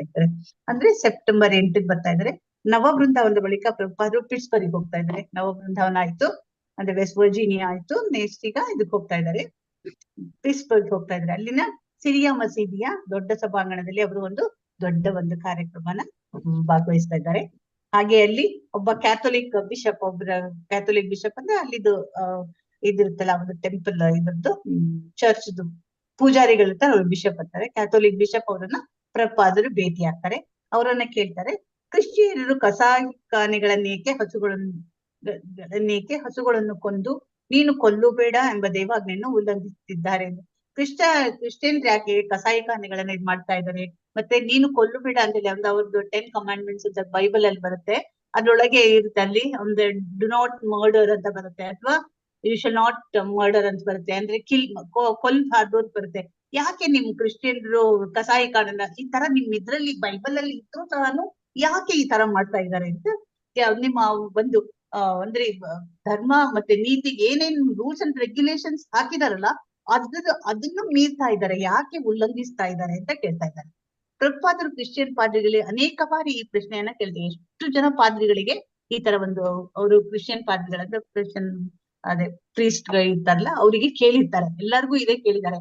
ಅಂದ್ರೆ ನಿಮ್ಮ ಬೈಬಲ್ ಅಲ್ಲಿ ಇವನು ಹೇಳಿದಾರಲ್ವಾ, ಯೇಸು ಕ್ರಿಸ್ತ ಕಮಾಂಡ್ಮೆಂಟ್ಸ್ ಇದ್ರಲ್ಲಿ ಬಂದಿದೆ, ಆತರ ಕೊಲ್ಬಾರ್ದು ಅಂತ ಬಂದಿದ್ರು, ಯಾಕೆ ನೀವು ಪ್ರಾಣಿಗಳನ್ನ ಕೊಲ್ತೀರಾ ಅಂತ ಅನೇಕ ಜನರನ್ನ ಈ ತರ ಒಂದು ಕ್ವೆಶ್ಚನ್ ಹಾಕಿದ್ದಾರೆ. ಆದ್ರೆ ಯಾರಿಂದಲೂ ತೃಪ್ತಿಕರವಾದ ಉತ್ತರ ಅವರಿಗೆ ದೊರಕಿಲ್ಲ ಅಂತಾರೆ. ಈ ಬಾರಿಯೂ ಹಾಗೆ ಆಯ್ತು, ಈ ಬಾರಿ ಸಹ ಅವರಿಗೆ ಅದಕ್ಕೆ ಉತ್ತರ ಸಿಗಲಿಲ್ಲ ಅಂತ ಹೇಳ್ತಾರೆ. ತಮ್ಮ ಕೊಠಡಿಯಲ್ಲಿ ನಡೆದ ಒಂದು ಅನೌಪಚಾರಿಕ ಸಭೆಯಲ್ಲಿ ಪ್ರಭುಪಾದರು ದೂರದ ಸ್ಥಳಕ್ಕೆ ಹೋಗಿ ಪ್ರಚಾರ ಮಾಡೋದನ್ನು ಒತ್ತಿ ಹೇಳಿದರು. ಅಂದ್ರೆ ಬೇರೆ ಬೇರೆ ಜಾಗಕ್ಕೆಲ್ಲ ಹೋಗಿ ಪ್ರಚಾರ ಮಾಡ್ಬೇಕು ಅಂತ. ಹೊಸದಾಗಿ ದೀಕ್ಷೆ ಪಡೆದ ಸನ್ಯಾಸಿಗಳಿಗೆ ಅವರ ದೇವ ಸಹೋದರನಾದ ವಿಷ್ಣು ಜನ, ಅಂದ್ರೆ ಹೊಸದಾಗಿ ದೀಕ್ಷೆ ಪಡೆದವರಿಗೆಲ್ಲ ಹೇಳ್ತಾ ಇದ್ದಾರೆ, ನಿಮ್ಮ ದೇವ ಸೋದರ ಇದರಲ್ಲ ಅವರು ವಿಷ್ಣು ಜನ ಸ್ವಾಮಿ ಅವ್ರ ತರಾನೇ ನೀವು ಬಸ್ಸಿನಲ್ಲಿ ಹೋಗ್ಬಿಟ್ಟು ಬಸ್ನಲ್ಲಿ ಹೋಗಿ ಊರಿಂದ ಊರಿಗೆ ಪ್ರಯಾಣ ಮಾಡಿ ಎಲ್ಲವನ್ನು ಪುಸ್ತಕಗಳನ್ನ ಮಾರಿ ಮತ್ತೆ ಪ್ರಚಾರ ಮಾಡ್ರಿ, ಉತ್ಸವಗಳನ್ನ ನಡೆಸಿ ಅಂತ ಹೇಳಿ ಅವ್ರಿಗೆ ಸಲಹೆ ಕೊಡ್ತಾ ಇದ್ದಾರೆ. ಅಂದ್ರೆ ದೀಕ್ಷೆ ಪಡೆದಿರೋ ಎಲ್ಲ ಶಿಷ್ಯರಿಗೆಲ್ಲ ಹೇಳ್ತಾ ಇದ್ದಾರೆ, ನೀವು ವಿಷ್ಣು ಜನ ಸ್ವಾಮಿನ ಫಾಲೋ ಮಾಡಿ ಅಂತ ಹೇಳ್ತಾ ಇದ್ದಾರೆ. ಹರೇ ಕೃಷ್ಣ ಮಾತಾಜಿ. ಹರೇ ಕೃಷ್ಣ ಮಾತಾಜಿ.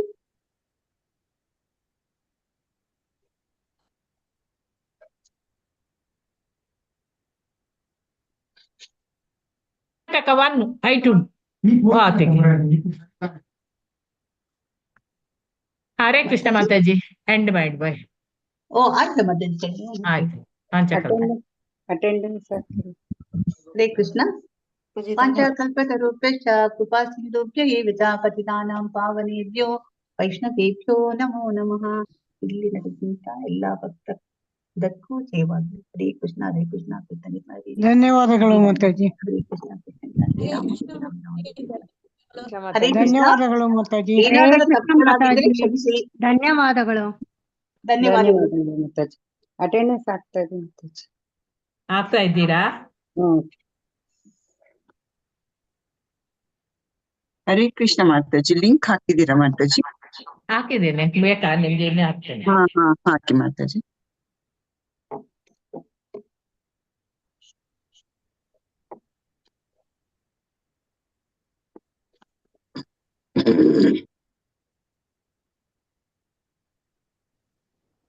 ಹರೇ ಕೃಷ್ಣ ಮಾತಾಜಿ. ನಗಬೇಡಿ ಮಾತಾಜಿ. ಹರೇ ಕೃಷ್ಣ ಮಾತಾಜಿ. ಹರೇ ಕೃಷ್ಣ. ಎಲ್ಲರಿಗೂ ಹರೇ ಕೃಷ್ಣ.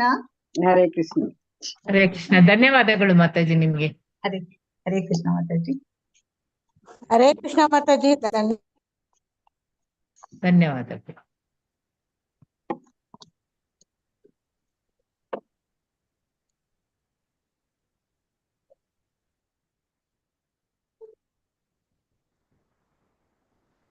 ಆಯ್ತು ಮಾತಾಜಿ. ಧನ್ಯವಾದ ಮಾತಾಜಿ. ಹರೇ ಕೃಷ್ಣ. ಹರೇ ಕೃಷ್ಣ ಮಾತಾಜಿ.